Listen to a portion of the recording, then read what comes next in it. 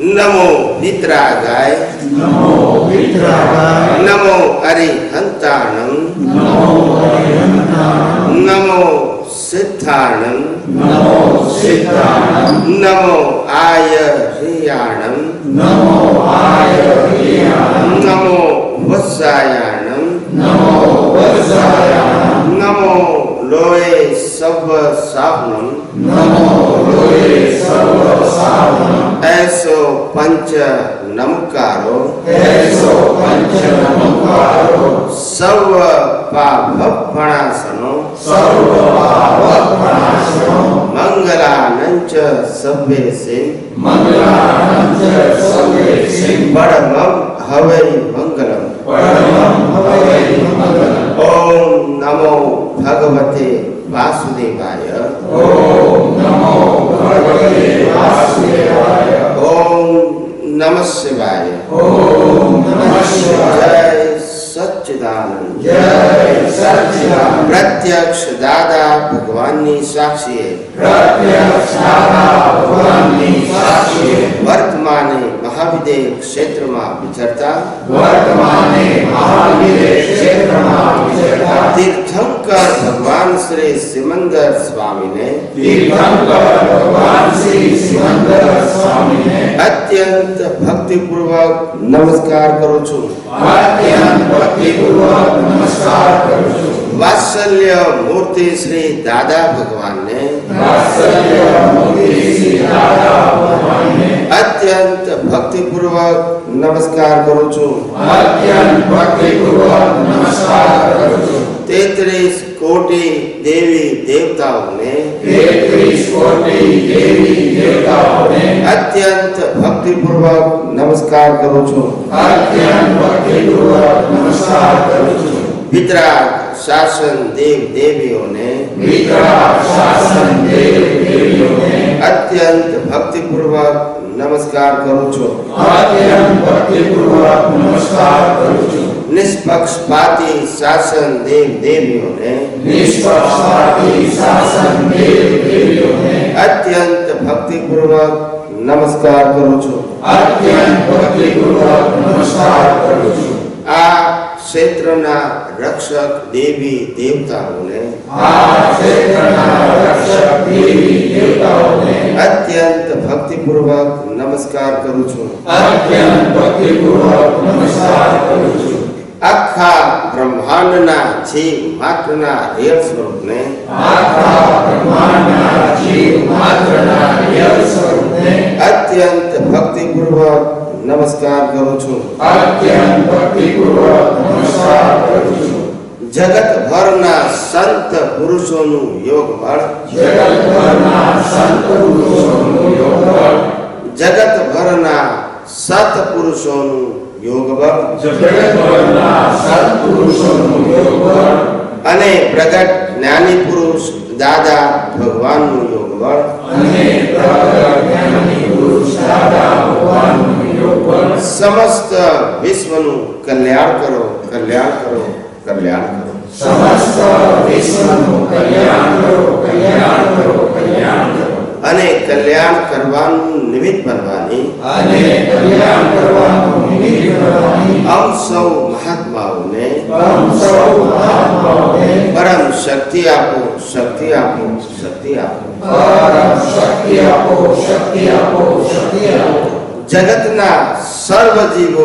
સુખ અને શાંતિને પામો જગતના સર્વ જીવો સુખ અને શાંતિને પામો જગતના સર્વ જીવો સમાધાનને પામો જગતના સર્વ જીવો સમાધાનને પામો જગતના સર્વ જીવો મોક્ષને પામો જગતના સર્વ જીવો મોક્ષને પામો જગત કલ્યાણ હો જગત કલ્યાણ હો જગત કલ્યાણ હો જગત કલ્યાણ હો જગત કલ્યાણ હો જગત કલ્યાણ હો निज स्वभाव से सद्गुरु निज स्वभाव से सद्गुरु अगुरु लघु सर्वज्ञ है गुरु लघु सर्वज्ञ है। सूक्ष्म સુષ્મતમા સિદ્ધ પરમ ગુરુ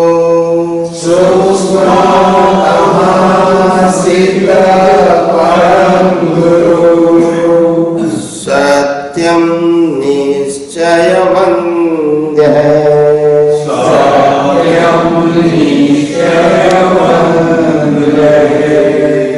તેત્રીસ કોટી દૈવગણ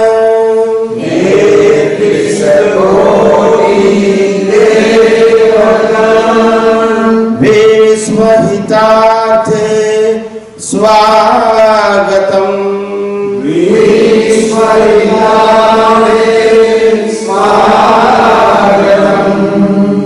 જગ કલ્યાણક યજ્ઞ મેં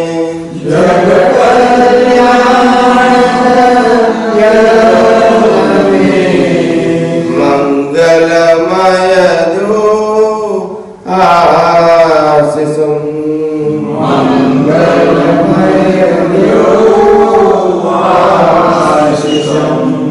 સિદ્ધ સ્વરૂપી મૂર્તમોક્ષ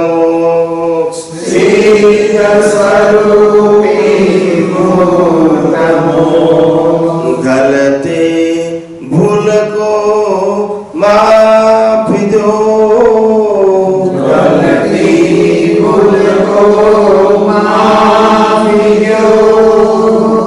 વ્યવહારે સદબુદ્ધિ હો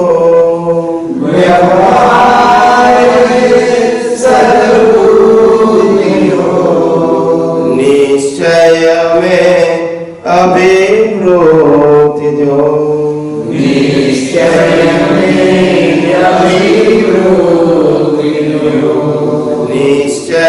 में अभिवृद्धि दो निश्चय में अभिवृद्धि दो जय सच्चिदानंद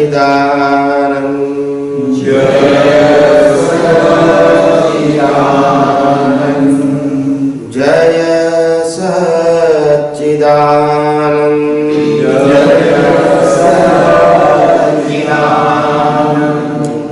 जय सच्चिदानंद जय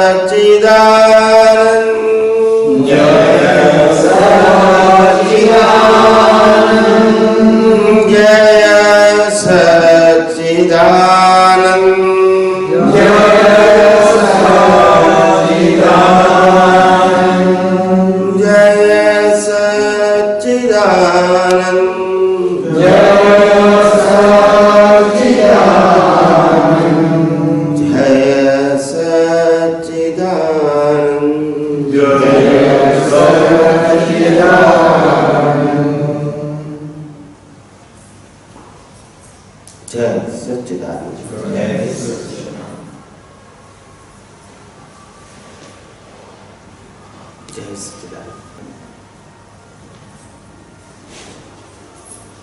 જે પણ વ્યક્તિઓ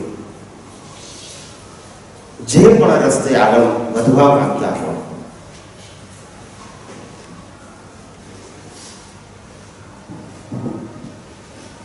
એમને નક્કી કરવું જોઈએ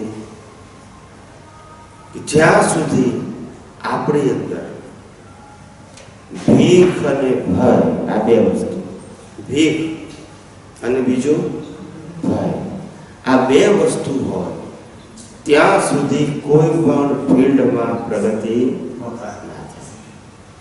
ભીખ એટલે મને કોઈ કશું આપશે, ભય એટલે જે છે તે જતું રહેશે. સમજાય છે? છેલ્લામાં છેલ્લો ભય એટલે મરણનો ભય. ભીખ અને ભય છે ત્યાં સુધી કોઈ પણ ફિલ્ડમાં પ્રગતિ થાય નહીં.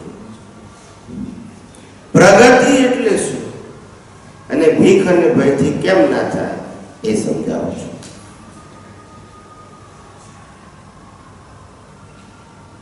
માણસ પ્રગતિને વિકાસ સમજે છે. શું સમજે છે? પ્રગતિ એ વિકાસ નથી.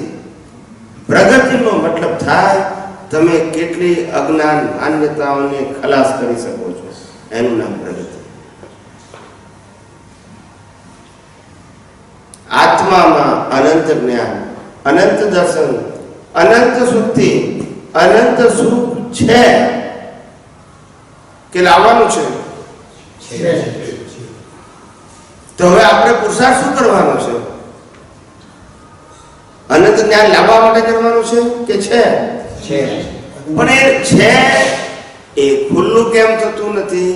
કારણ કે આપણી પાસે રોંગ બિલીફોનું અનંત અજ્ઞાન પડેલું છે, આવરણ રૂપે. કયા રૂપે? એનું બીજું નામ કહેવાય બિલીફ રૂપે. જેટલું અજ્ઞાન નાશ થયું એટલા તમે મુક્ત થાય. જેટલું અજ્ઞાન વધારે એટલું બંધન વધારે. અજ્ઞાનથી મુક્ત થવાનું છે. શેના થવાનું છે? જ્ઞાની પુરુષ કહે છે કે મુક્તતા એટલે શું? મુક્તતા એ પ્રકૃતિનો સ્વભાવ છે?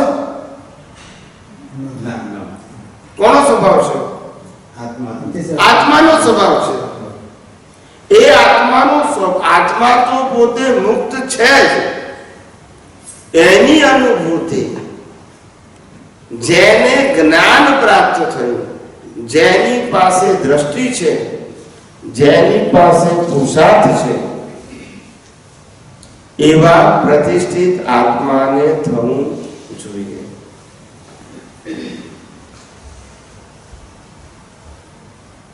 અજ્ઞાન એની પાસે છે અને જ્ઞાને એની પાસે છે. પુરુષાર્થે એની પાસે છે, અનુભવે પ્રતિષ્ઠિત આત્મા પાસે છે.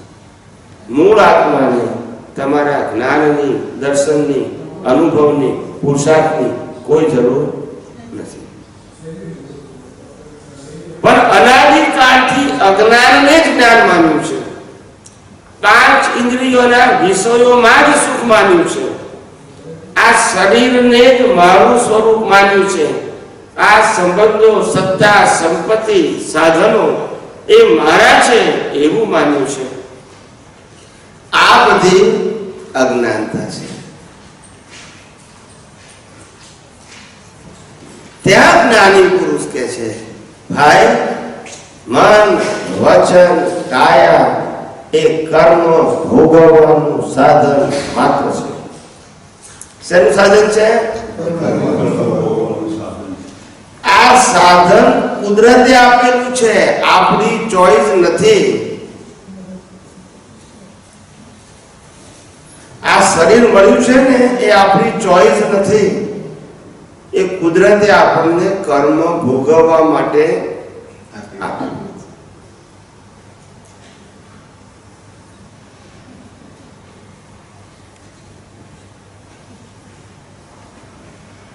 જીવ માત્ર સુખને ખોળે છે. શેને ખોળે છે? કોઈ જીવને દુઃખ પસંદ નથી. પણ સુખ ક્યાં છે એનું જ્ઞાન નથી. આંખોથી જોયું અને બુદ્ધિથી નક્કી કર્યું કે સુખ આમાં છે. કાનથી સાંભળ્યું, નક્કી કર્યું સુખ આમાં છે. નાકથી સૂંઘ્યું, નક્કી કર્યું કે સુખ આમાં છે. જીભથી ચાખ્યું, ખાધું, નક્કી કર્યું કે સુખ આમાં છે. શરીરથી સ્પર્શ કર્યું, નક્કી કર્યું કે સુખ આમાં છે.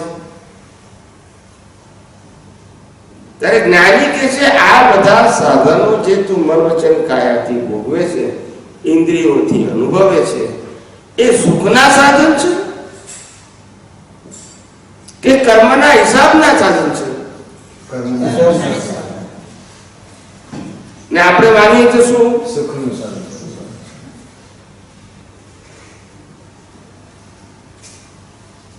જન્મતાની સાથે આપણને માતા પિતા મળે છે, એ આપણી પસંદગી છે?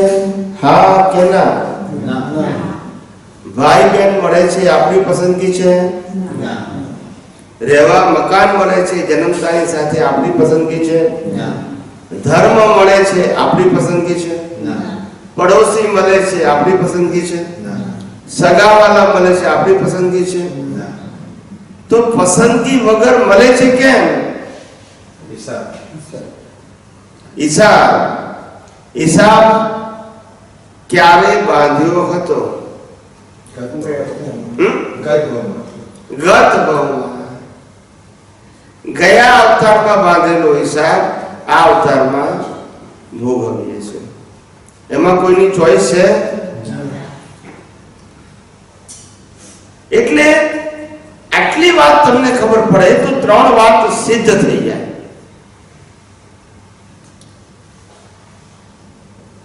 કર્મનો સિદ્ધાંત, કર્મ બાંધ્યા અને કર્મનું ફળ.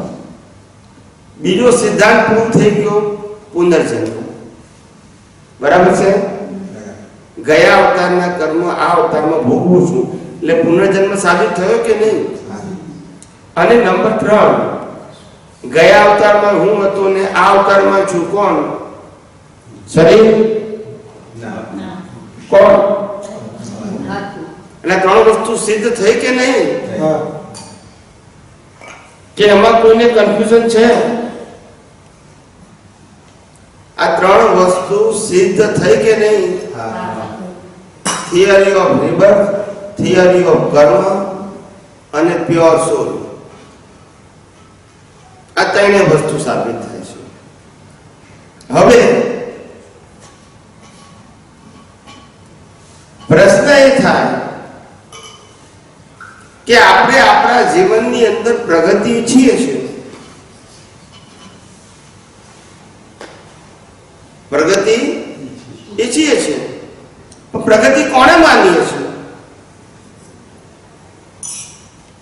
ભૌતિક સાધનો, સંપત્તિ, સત્તા, સંબંધો વધે એને પ્રગતિ કહેવાય? પ્રગતિ કોણે કહેવી? આપણે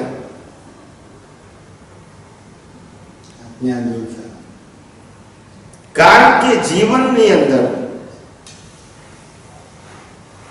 આપણા મન વચન કાયાથી જે કંઈ પણ મળે છે એ તો બધું કર્મ ફળ છે. શું છે? પણ એ ધીમે ધીમે સાબિત કરીશું.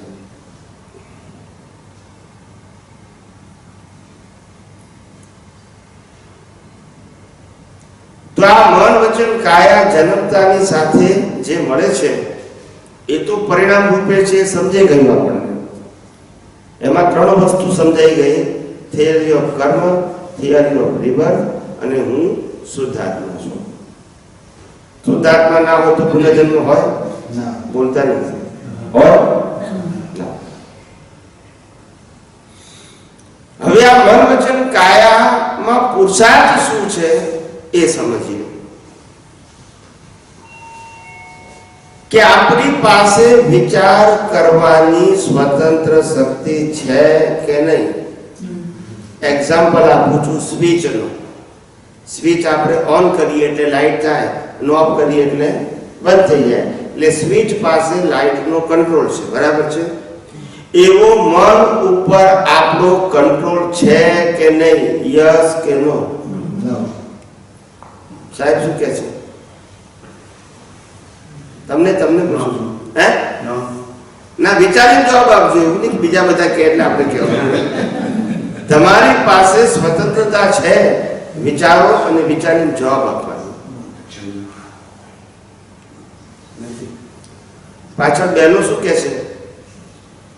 મનની અંદર જે વિચાર આવે છે એમાં આપણી સ્વતંત્રતા છે, કંટ્રોલ છે.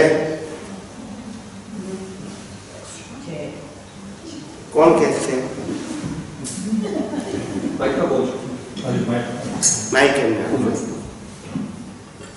આપણે ઓપન વાત કરીએ છીએ. જેને માઇક બોલવું હોય તો માઇકમાં બોલજો. બધું રેકોર્ડિંગ થાય છે ને એટલા માટે. એટલે આપણે છે એવું કહીએ એટલે તરત આપણને ખ્યાલ આવવો જોઈએ કે વિચાર આવે છે કે કરીએ છીએ. નક્કી કઈ બોલો પહેલા વિચારો. એકદમ જવાબ ના આપો. વિચાર આવે છે કે તમે કરો છો?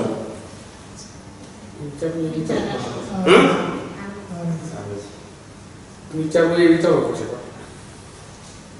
વિચાર આવે છે કે વિચાર કરો છો? તો જે વસ્તુ એની મેતે આવતી હોય એમાં આપણી સ્વતંત્રતા હોય?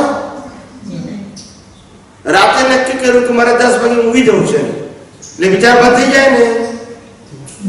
કેમ? તમે કરતા હો તો બંધ ના થઈ જાય? બોલતા નથી બધા.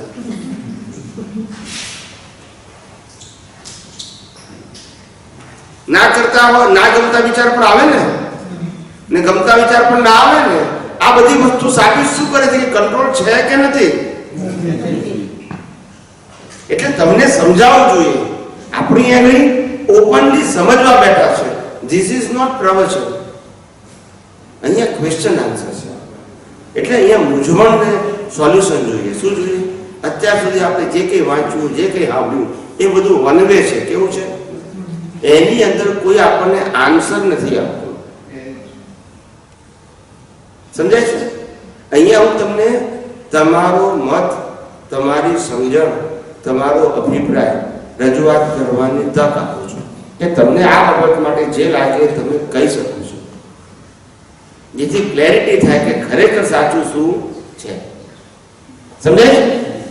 બાકી અત્યાર સુધી તો આનું જ આપણે સાંભળ્યું છે. કથા સાંભળવા જાઓ, પ્રવચન સાંભળવા જાઓ, ઉપદેશ સાંભળવા જાઓ, ત્યાં તમારે બોલવાનું હોય જ નહીં, સાંભળવાનું જ હોય. સમજણ પડે કે ના પડે. અહીંયા આગળ કહેવામાં આવે છે કે તમે પ્રશ્ન ઉપર તમારું વ્યૂ આપો. સમજાય છે? એના આધારે તમને ખબર પડશે કે મારી સમજણ શું છે અને ખરેખર સમજણ શું હોવી જોઈએ. એટલે પહેલું, વિચાર ઉપર આપણો કંટ્રોલ, મન ઉપર આપણો કંટ્રોલ નથી. પ્રશ્ન નંબર 2, વાણી ઉપર આપણો કંટ્રોલ છે. મેં એક્ઝામ્પલ સ્વિચનો આપી દીધો છે. એ એક્ઝામ્પલ ધ્યાનમાં રાખીને તમારે જવાબ આપવાનો છે. વાણી ઉપર આપણો કંટ્રોલ છે કે નહીં? માઇક આપો બેન, માઇક આપો. એટલે આપણે કંઈક આગળ વાત કરવી થાય. અને માઇકમાં એટલા માટે બોલું છું, આ બધું રેકોર્ડ થાય છે એટલા માટે. હા, તમે બોલશો તો પછી આ કોઈને ખબર નહીં પડે કે ભાઈ અમને જવાબ શું આપ્યો. Please please. એટલે સંકોચ ના રાખશો. આપણી પાસે વાણી ઉપર કંટ્રોલ છે.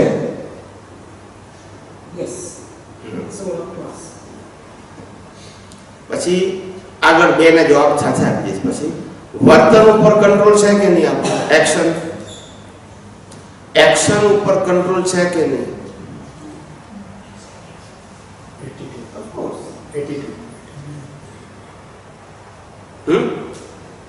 વર્તન એટલે કે એક્શન ઉપર કંટ્રોલ છે કે નહીં? Well, I believe control છે. તો આપણે કહે કે તમે જે માનો છો એ તમે કહો તો ખ્યાલ આવશે ને, એમાંથી કરેક્શન આવશે ને. હવે આપણે વિચારીએ બેનું સાથે, વાણી ને વર્તન. વિચારો મને કહી દીધું. આપણી સામે આપણા હસબન્ડ હોય ત્યારે વાણી વર્તન જુદા હોય. આપણી સામે ફાધર હોય ત્યારે વાણી વર્તન જુદા હોય. આપણી સામે દીકરો હોય ત્યારે વાણી વર્તન જુદા હોય. આપણી સામે ભાઈ હોય ત્યારે વાણી વર્તન જુદા હોય. આપણી સામે બોસ હોય ત્યારે વાણી વર્તન જુદા હોય. આપણી સામે આસિસ્ટન્ટ હોય તો વાણી વર્તન જુદા હોય. આપણા વાણી ને વર્તન સંજોગાધીન છે કે સ્વતંત્ર છે? નામ બદલાય.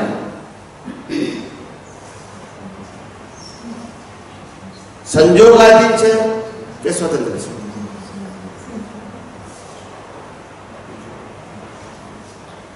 જે વિચારજો, હું તમને વિચારવાની તક આપું છું. આપણે અહીંયા કરેક્શન કરવા બેઠા છે. શું બેઠા છે?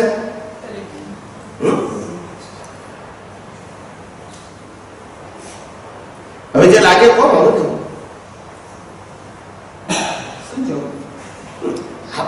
આપણી એક પણ સ્પીચ અને એક પણ એક્શન સંજોગાધીન છે કે સ્વતંત્રતાને આધીન છે? કંઈ પણ કરવું હોય આપણે સંજોગ હોય કરી શકાય? સ્વતંત્રતા એટલે શું કહેવાય? સંજોગ ગમે તો હોય, મને કે ફેર પડતો નથી, કારણ કે હું સ્વતંત્ર છું. એવું બની શકે વાણી વર્તનમાં? ના બની શકે. આપણને બધાને ખબર છે ઘણી વખત કે બોલવું હોય તો બોલાય અને ના બોલવું હોય તો નીકળી જાય. એ પણ પ્રૂવ કરે છે કે વાણી આપણા કંટ્રોલમાં નથી. સેમ એક્શનની વાત કરીએ, ના કરવી હોય એક્શન આપણે કરવી પડે, અને કરવી હોય તો ના કરી શકીએ. આ બધા અનુભવો આપણને છે, એમ કહું છું. નથી એવું નથી. હું જે એક્ઝામ્પલ આપું છું એ બિલકુલ પ્રેક્ટિકલ લાઈફમાં આપું છું. રામાયણ મહાભારતના વખતે નથી આપતો. આ બધી વસ્તુ પ્રૂવ કરે છે કે મન, વચન, કાયા આપણા કંટ્રોલમાં નથી. સંજોગાધીન છે. કેવા છે? રામને યુદ્ધ કરવું પડ્યું, સંજોગાધીન કે સ્વતંત્ર? અર્જુનને યુદ્ધ કરવું પડ્યું, સંજોગાધીન કે સ્વતંત્ર? તો સ્વતંત્ર કોણ છે?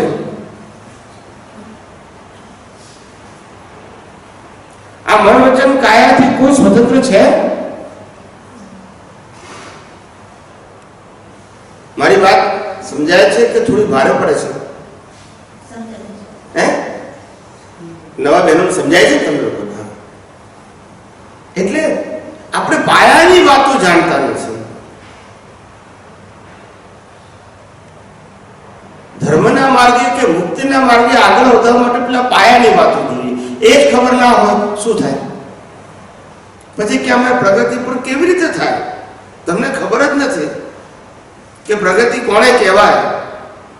મન, વચન, કાયાથી થતી ક્રિયાને પ્રગતિ કહેવાય કે પરિણામ કહેવાય એ આપણને ખબર નથી. અને પરિણામના માર્ગને પુરુષાર્થ માનીએ તો શું થાય પછી? સમજાય મારી વાત? એટલે મેં શરૂઆતમાં વાત કરી કે જીવ માત્ર સુખને ખોળે છે. આ વાત અત્યારે હું પેન્ડિંગ રાખું છું. જીવ માત્ર સુખને ખોળે છે, પણ સુખ ક્યાં છે એને ખબર નથી. ઘણા કહે છે ખાવામાં સુખ છે, પણ એને જે ભાવ છે બીજાને નથી ભાવતું, માટે પ્રૂવ નથી કરતું કે વસ્તુમાં સુખ આપવાનો સ્વભાવ છે. એ ફક્ત તમારી ઇન્ડિવિડ્યુઅલ બિલીફ છે. શું છે? તમને જે ભાવે છે બીજાને નથી ભાવતું, એ પ્રૂવ કરે છે કે આહારમાં સુખ આપવાનો સ્વભાવ નથી. એમાં સ્વભાવ હોય તો ગમે તેને મળવું જોઈએ. મારી બિલીફ ગમે તે હોય. જેમ તરસ છીપાવવાનો સ્વભાવ કોણામાં છે? મને તરસ લાગી હોય તો એને તરસ છીપાવવાનો સ્વભાવ કોણામાં છે? પાણીમાં છે કે બિલીફમાં છે? કોઈ પણ વ્યક્તિને તરસ લાગે ને પાણી પીવે તો એની તરસ છીપાય કે નહીં? કે બિલીફ હોય તો છીપાય? પણ ખાવાની બાબતમાં તમને જે ભાવતું હોય બીજાને ના ભાવે તો એને આનંદ આવે. એટલે પ્રૂવ શું કરે છે કે વસ્તુમાં આનંદ આપવાનો સ્વભાવ છે, સુખ આપવાનો સ્વભાવ છે, માત્ર તમારી બિલીફ છે. તમે કપડાં પહેરો છો, તમને આનંદ આવે છે, એ કપડાં બીજાને ગમે એવું જરૂરી છે? તો એ શું પ્રૂવ કરે છે કે મને આનંદ બિલીફમાંથી આવે છે, કપડામાંથી આવે છે? What they prove? બોલો. બિલીફમાંથી આવે છે કે વસ્તુમાંથી આવે છે? આ બેનને પૂછું છું. માઇકમાં બોલો, વાંધો નહીં. એટલે ખબર પડે ને. હા, શેમાંથી આવે છે? હું ઘરેણા પહેરું, મને આનંદ આવે, બીજાને ના આવે, તો ઘરેણામાંથી આનંદ આવે છે કે બિલીફમાંથી? હું પૈસા કમાઉં છું, મને આનંદ આવે છે, બરાબર છે? એ વસ્તુ એવી પ્રૂવ કરે છે કે પૈસા વાળો માણસ સુખી જ હોય એવું પ્રૂવ કરે છે? પૈસામાં સુખ આપવાનો સ્વભાવ હોય તો પૈસા સુખ વધારવું જોઈએ ને આપણે. પણ ઉપાધિ, ટેન્શન બધું એનાથી જ થાય છે. આપણને ખબર છે, વેર છે એટલે ઝઘડા એનાથી જ થાય છે. એટલે સુખ આપવાનો સ્વભાવ લક્ષ્મીમાં છે એ સાબિત થતું નથી, એમ કહું છું. દરેક જ્ઞાની કે છે ખાવાની વસ્તુ, પીવાની વસ્તુ, કપડા, લક્ષ્મી, સાધનો, સંપત્તિ, સંબંધો આ બધું જીવન જીવવાના સાધન છે, સુખના સાધન નથી. ને જીવ માત્ર સુખને ખોળે છે. શેને ખોળે છે? અને સુખ આમાં છે નહીં. ને આપણે જોઈએ છે એમાંથી બોલતા નથી બધા.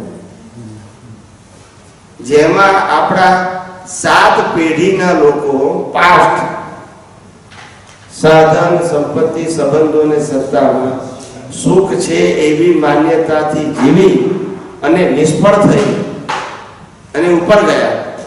એ જ માર્ગ ઉપર આજે આપણે સુખ મેળવવા પ્રયત્ન કરીએ છીએ. વાત સાચી કે ખોટી? આપણને મળશે છે નહીં તો પછી કેવી રીતે મળે? એનો સ્વભાવ જ નથી. ઘણા કે સ્વામીજી સોનામાં તો સુખ છે એવું માનીએ છીએ અમે. સોનું એટલે ઘરેણા, સોનું ખરીદવું અથવા ઘરેણા બનાવવા કે લેવા, એમાં સુખ છે એવું માનીએ છીએ અમે. માને કે ના માને? માને કે ના માને બધા? તો પછી દુકાનદાર વેચે છે કેમ? ના એમાં સુખ હોય તો દુકાનદાર વેચે છે કેમ? મારી વાતની ઘેર બેસે છે તમે? જે વસ્તુમાં સુખ હોય તે વસ્તુ કોઈ વેચે? તમારી માન્યતા છે કે મને સુખ છે, એને વેચવામાં સુખ લાગે છે, એટલે પૂરું નથી થતું કે વસ્તુમાં સુખ છે. એમ કહું છું. મારો પ્રશ્ન એ છે કે આપણે વસ્તુમાં સુખ માનીએ છીએ, માન્યતા સદંતર ખોટી છે, માત્ર આપણી બિલીફ છે. એકને મકાન ખરીદવામાં સુખ, એકને મકાન વેચવામાં સુખ. એટલે પૂરું થતું નથી કે મકાન એ સુખનું સાધન છે. ફક્ત મારી બિલીફ છે. જો કોમન બિલીફ હોય ને તો વેચનારો વેચે નહીં. મારી વાત સમજાય છે શું કહું છું? તો સુખ છે ક્યાં? સંબંધોમાં સુખ છે. માતા પિતા, ભાઈ બહેન, પતિ પત્ની, સગાવાળા, મિત્રો, પડોશી, એમાં સુખ છે? બોલતા નથી બધા. તો સુખ ક્યાં છે? આપણે સુખ જોઈએ છે. જીવ માત્ર સુખને ખોળે છે. કોઈ જીવને દુઃખ પસંદ નથી. તો સુખ મેળવવાનું ક્યાંથી હવે?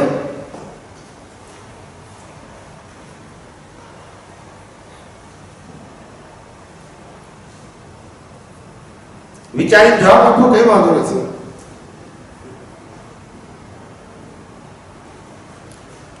આપણે જેમાં સુખ માનીએ છીએ એમાં સુખ છે જ નહીં. માત્ર આપણી માન્યતા છે. એક વ્યક્તિ કે ડોક્ટર બની એટલે સુખી થઈ જવાય. ડોક્ટરને પૂછે તો કે હજુ સુખ ખોળી રહ્યો છું. બોલતા નથી બધા. એક વ્યક્તિ કહે કે મિલિયનર થાવ તો સુખી થવાય. મિલિયનર કે છે હજુ દુખી છું. સાચું કે ખોટું? હા કે ના તો બોલો. તો સુખ એ તો માન્યતા થઈ ને, હકીકત છે? કોઈ જગ્યાએ પ્રૂવ થાય છે કે એને માન્યું ને મળ્યું ને માટે સુખી થઈ ગયો એવું સાબિત થાય છે? આ તો માત્ર આપણી માન્યતા છે. તો સાચું સુખ માન્યતા વાળું હશે કે હકીકત હશે? હકીકત. ફેક્ટ હશે કે બિલીફ હશે? એટલે અનાદિકાળથી આપણે સુખ માટે ભટકીએ છીએ, પણ સુખ ક્યાં છે એ ખબર નથી. અને આમ કરતા સુખની આશા, અપેક્ષાઓ, ઈચ્છાઓ કરતા કરતા એક દિવસ જીવનનો અંત આવે છે અને આપણી સુખની ઈચ્છા મેળવવાની અધૂરી રહી જાય છે. વળી પાછા બીજી લાઈફમાં સેમ પ્રયત્ન કરીએ છીએ. પણ પ્રયત્ન જ્યાં પણ કરીએ છીએ ત્યાં ખોટા છે, કારણ કે અજ્ઞાનતા છે. કારણ કે સુખ ક્યાં છે એ ખબર.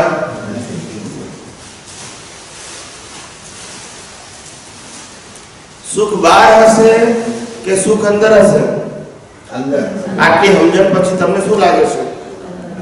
ગોતવું પડે. હે? ગોતવું પડે ક્યાં છે? બહાર હશે કે અંદર હશે? અંદર એટલે ક્યાં? હા, અંદર એટલે શરીરમાં નહીં.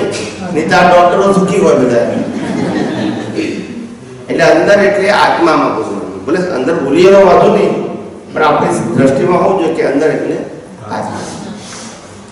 આત્મામાં સુખ એ એનો સ્વભાવ છે, એનો ગુણ છે.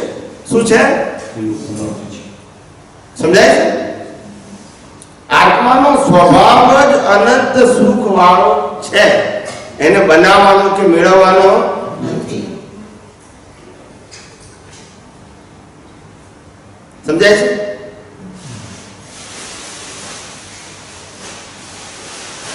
પણ કે છે હવે આ અનંત સુખ જે છે આત્મામાં, તો પછી એ અનુભવમાં કેમ આવતું નથી?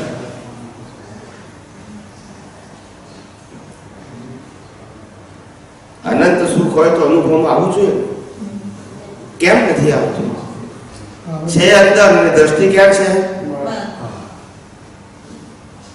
હું દાખલો આપું એટલે તમને વાતની ઘેર બેસે.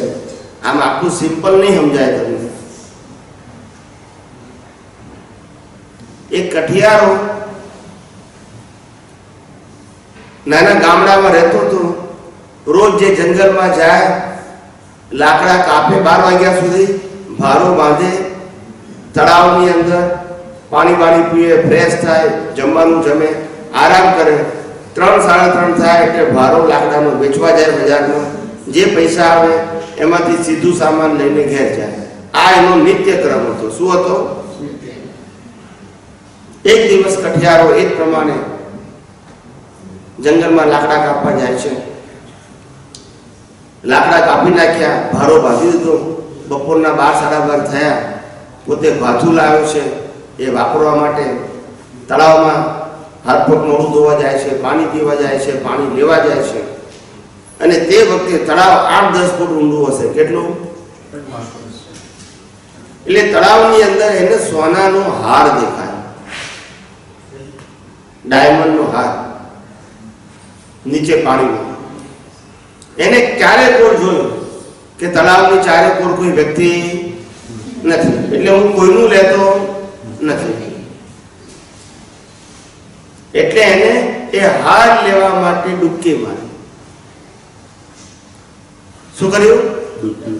ડૂબકી મારી. અંદર ગયો, પાણી ડોળાઈ ગયું. હાથથી પ્રયત્ન કર્યા પણ હાર આવ્યો, પાછો બહાર આવી ગયો. પાછું પાણી સ્થિર થયું એટલે હાર દેખાય છે. પાછી ડૂબકી મારી પણ હાર હાથમાં આવતો. આવું 8-10 વખત કર્યું. કેટલી વખત કર્યું? પણ હાર હાથમાં આવતો. આ દ્રશ્ય તળાવની બીજી બાજુએ એક સંન્યાસી રહે છે જે સાધના કરે છે. એને આ દ્રશ્ય કઠિયારાનું જોયું કે આ ડૂબકી મારે છે ને બહાર આવે છે, ડૂબકી મારે છે ને બહાર આવે છે. કંઈક એબનોર્મલ છે. શું છે? નોર્મલ નથી. આવું ના કરે. એ સંન્યાસી એની પાસે આવે છે. સંન્યાસી પૂછે છે, કઠિયારા તને શું મુશ્કેલી છે? તને કઈ મુશ્કેલી હોય તને મદદ કરું. એટલે પેલો કઠિયારો કહે છે કે જુઓ સ્વામી, અંદર તળાવમાં હાર છે પણ હું લેવા જઉં છું તો આવતો આત્મા આવતો.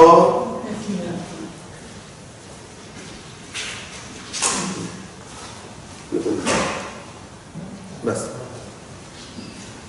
એટલે સંન્યાસીએ ચારે કોર પોતાની ઓબ્ઝર્વેશન કર્યું. અને ઓબ્ઝર્વેશન કર્યા પછી કઠિયારને કહે છે કે તારી જ્યાં દ્રષ્ટિ છે ત્યાં હાર નથી, અને જ્યાં હાર છે ત્યાં તારી દ્રષ્ટિ નથી.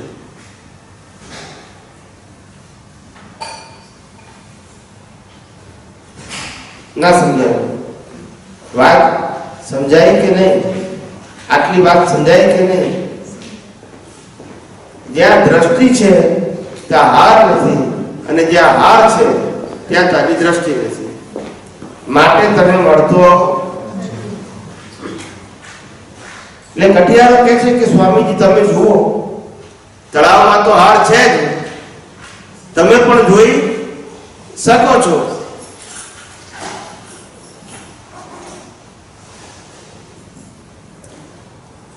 ત્યારે સંન્યાસીએ કીધું કે ભાઈ હાર તો ઝાડ ઉપર લટકે છે, એનું પ્રતિબિંબ ક્યાં છે? ના સમજાયું?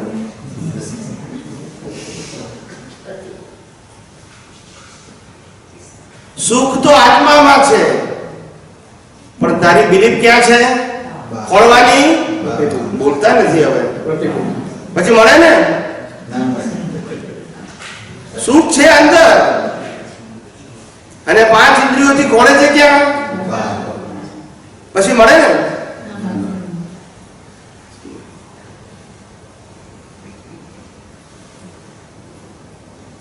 અનાદિકાળથી શોધખોળ કરીએ છીએ, પણ મળતું તો કે છે સુખ આત્મામાં છે એવું આપણને ખબર પડે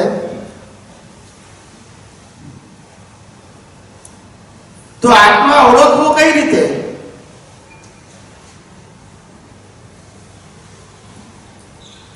આત્મા ઓળખવો કઈ રીતે?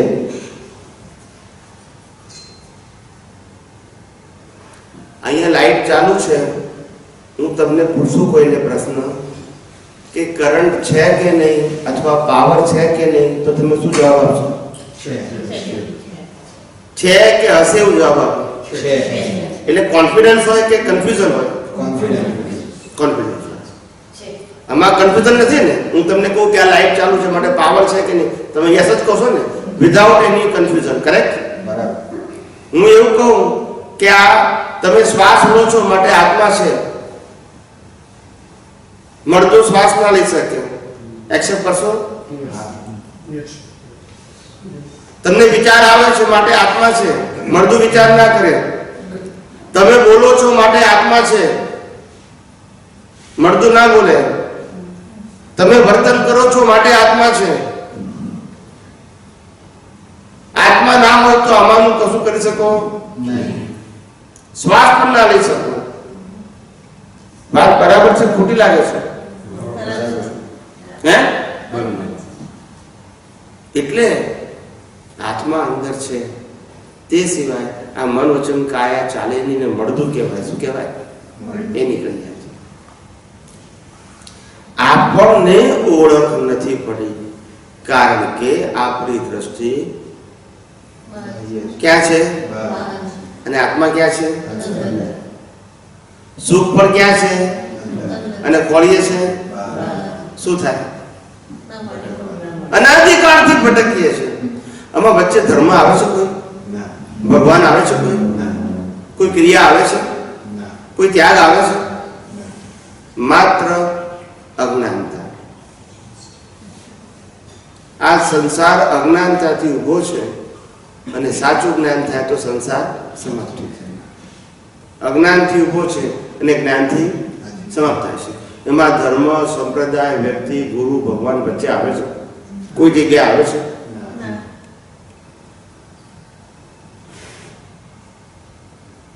અજ્ઞાનતા જવી જોઈએ.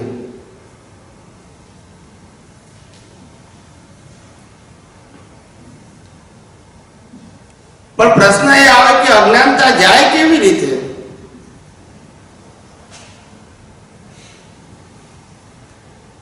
બધા આપણને એમ કે ભાઈ અમારી પાસે જ્ઞાન છે, શાસ્ત્ર જ્ઞાન કહો, ધર્મનું જ્ઞાન કહો, હોય કે નહીં બધા પાસે? અમારે કયું જ્ઞાન લેવું કે જેથી અમારી અજ્ઞાનતા જાય?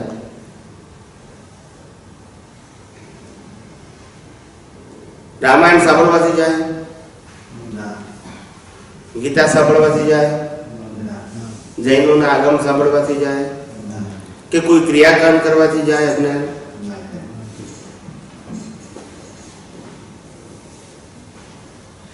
અજ્ઞાન એ કોમન વસ્તુ છે, એને ધર્મ સંપ્રદાય સાથે લેવા દેવા નથી.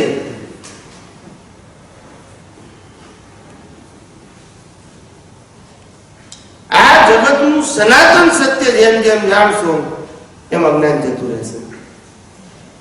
અને સનાતન સત્ય એને લો ઓફ નેચર કહેવાય. શું કહેવાય? અને લો ઓફ નેચર, જેનું બીજું નામ છે કુદરતી રચના અથવા કુદરતી કાનૂન, એ ક્યારે બદલાય? બદલાય? એ વ્યક્તિ એક જ હોય કે જુદા હોય? રામ વખતે, કૃષ્ણ વખતે, મહાવીર વખતે અને આજે પણ કુદરતના કાનૂન જુદા હશે કે એક જ હશે?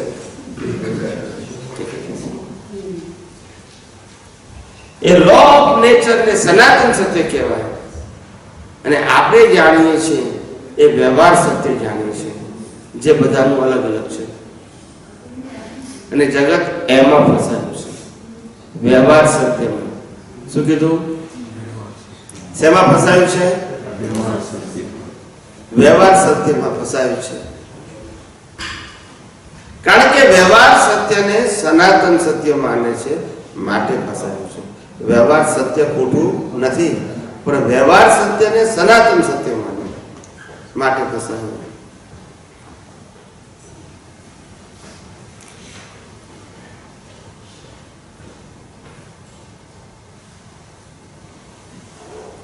ગંગાની ગંગોત્રીમાંથી ગંગા વહે છે અને નાના નાના ઝરણોમાંથી જમીન ઉપર આવે અને એ બધું પાણી ગંગા નદી તરીકે વહ્યા કરે અને 1700 કિલોમીટર પછી સમુદ્રમાં મળી જાય, એટલે એનું અસ્તિત્વ ખલાસ.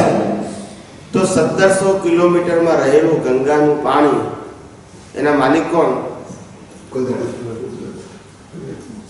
કોણ? આપણે ડોલમાં ભરીએ તો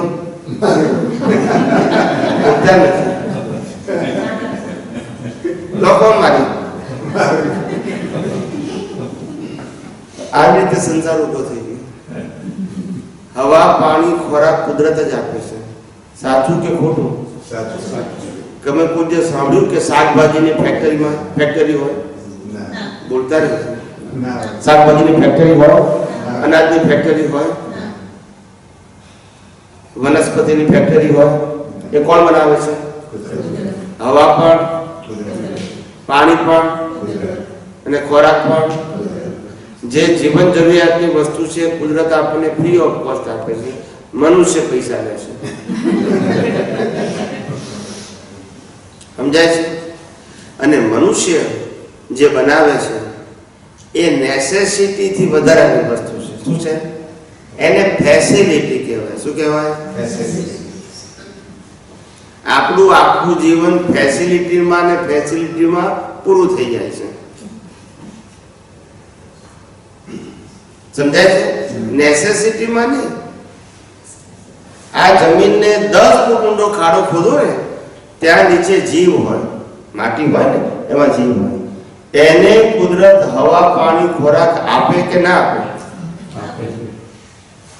પણ આ મનુષ્યને ચિંતા છે, મને કાલે મળશે કે નહીં મળે ખાવા. કૂતરાને હવા રોટલો નાખીએ ને, ખાઈ ઊંઘી જાય. આજે મળશે કે નહીં એની ચિંતા ના હોય. ને મનુષ્યને તો હાથ પીનું ઘરમાં પડ્યું હોય તોય ચિંતા, કાલે શું થશે. સમજાય છે? આ બધી એક્સેસ બુદ્ધિ છે. કેવી છે? એટલે ઝપીને બેવા દે પોતાની મહેનતનું અને પોતાની માલિકીનું અને પોતાના ઘરનું ખાવાનું, અને છતાંય ચિંતા પાર કરવાની. અજ્ઞાનતા. શું છે? અજ્ઞાન.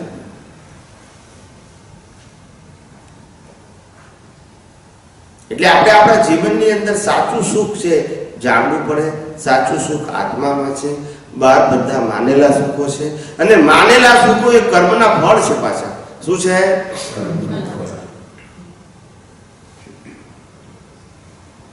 પણ આપણને ખબર નથી કર્મ કોને કહેવાય અને કર્મ ફળ કોને કહેવાય. આપણને નથી ખબર. છે? બેનને ખબર છે? કર્મ અને કર્મ ફળ બેની વ્યાખ્યા આપી શકશો? 2 શબ્દની માઇકમાં બોલો, જેવું આવડે. કર્મ કોને કહેવાય એની ડેફિનેશન, કર્મફળ કોને કહેવાય એની ડેફિનેશન એક લીટીમાં આપવાનું. આપી શકશો કોઈ? કર્મ કોને કહેવાય અને કર્મફળ કોને કહેવાય? સાદી ભાષામાં કહું તો એક્ઝામ કોને કહેવાય, રિઝલ્ટ કોને કહેવાય, એની વ્યાખ્યા આપી શકશો? તમે આપી શકશો? બહુ આપું છે.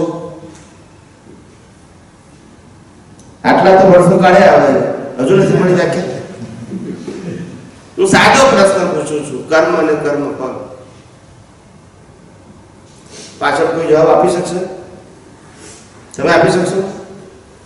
તમને પૂછું સાહેબ, આપી શકશો કોઈ? હા કે ના તો બોલો એમ પૂછો. હા આપી શકતા હો તો હા બોલો, ના આપી શકતા હો તો ના બોલો. હા પૂછો. કર્મફળ એટલે પાસમાં કરેલા કર્મ. ના, માઇકમાં બોલો. એવી રીતે નહીં. કર્મફળ એટલે પાસમાં કરેલા કર્મના ફળ મળે. ઓકે. અને કર્મ કોને કહેવાય? હા, અને કર્મ અત્યારે પ્રેઝન્ટ કરીએ ને, પ્રેઝન્ટ જે કર્મ કરીએ એને ફળ કહેવાય કે કર્મ કહેવાય? કર્મ અત્યારે જે કાર્ય કરીએ એને કર્મ. તો ફળ કોને કહેવાય? કર્મફળ જે પાસ્ટમાં જે કરેલા હોય છે તે કાર્ય એનું કર્મફળ મળે. પણ ફળ ક્યારે મળે? કેવી હોય તો આ જન્મમાં ફળ મળે ને તો પછી કર્મ કોને કહેવાય? પછી તો પછી કર્મ કોને કહેવાય? કર્મ કોને કહેવાય? તમે એને ફળ કહો છો, કર્મ કહો છો? તને મા બાપ મળ્યા ફળ કે કર્મ? તમને જન્મતાની સાથે માતા પિતા મળ્યા કર્મ કે કર્મ ફળ?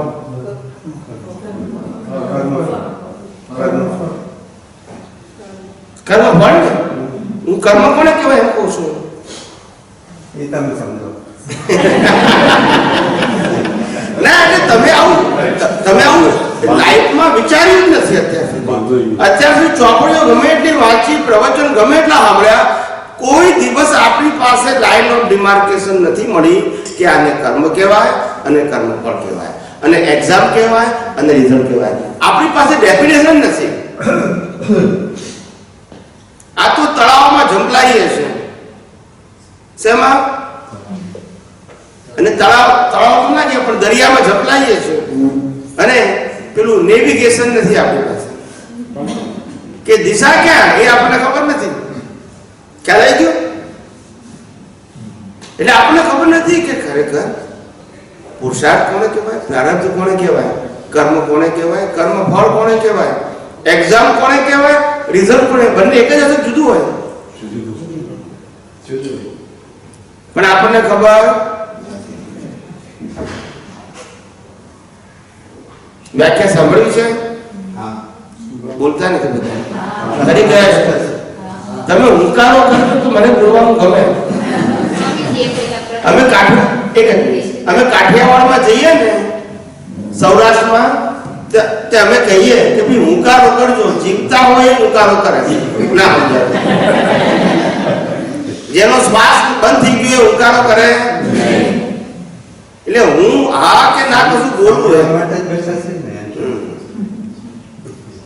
એટલે મેં પહેલા કીધું કે આપણે અહીંયા પ્રવચન, કથા, ઉપદેશ નથી. કીધું કે નહીં કીધું? મેં અહીંયા પ્રશ્નોત્તરી છે. તમે પ્રશ્ન પૂછી પણ શકો અને જવાબ મેળવી શકો, અથવા તમે હું કંઈ પૂછું એમાં તમે તમારું મંતવ્ય રજૂ પણ કરી શકો.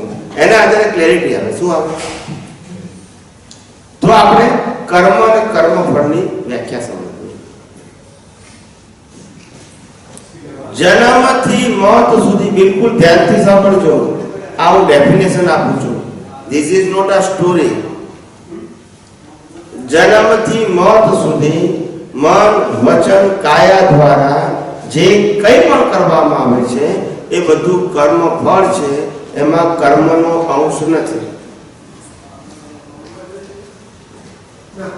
ફેરથી બોલું છું. જન્મથી મોત સુધી મન, વચન, કાયા દ્વારા જે કંઈ પણ કરવામાં આવે છે એ 100% કર્મ ફળ છે. એમાં કર્મનો અંશ નથી. આની વ્યાખ્યા શેની આપી?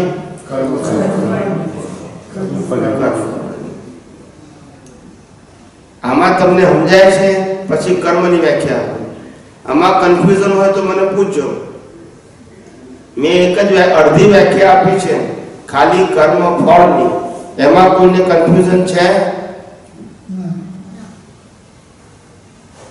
હું દરેક બાબતમાં તમને તક આપું છું તમારું વિચારધારાને પ્રેઝન્ટ કરવા માટે. બરાબર છે?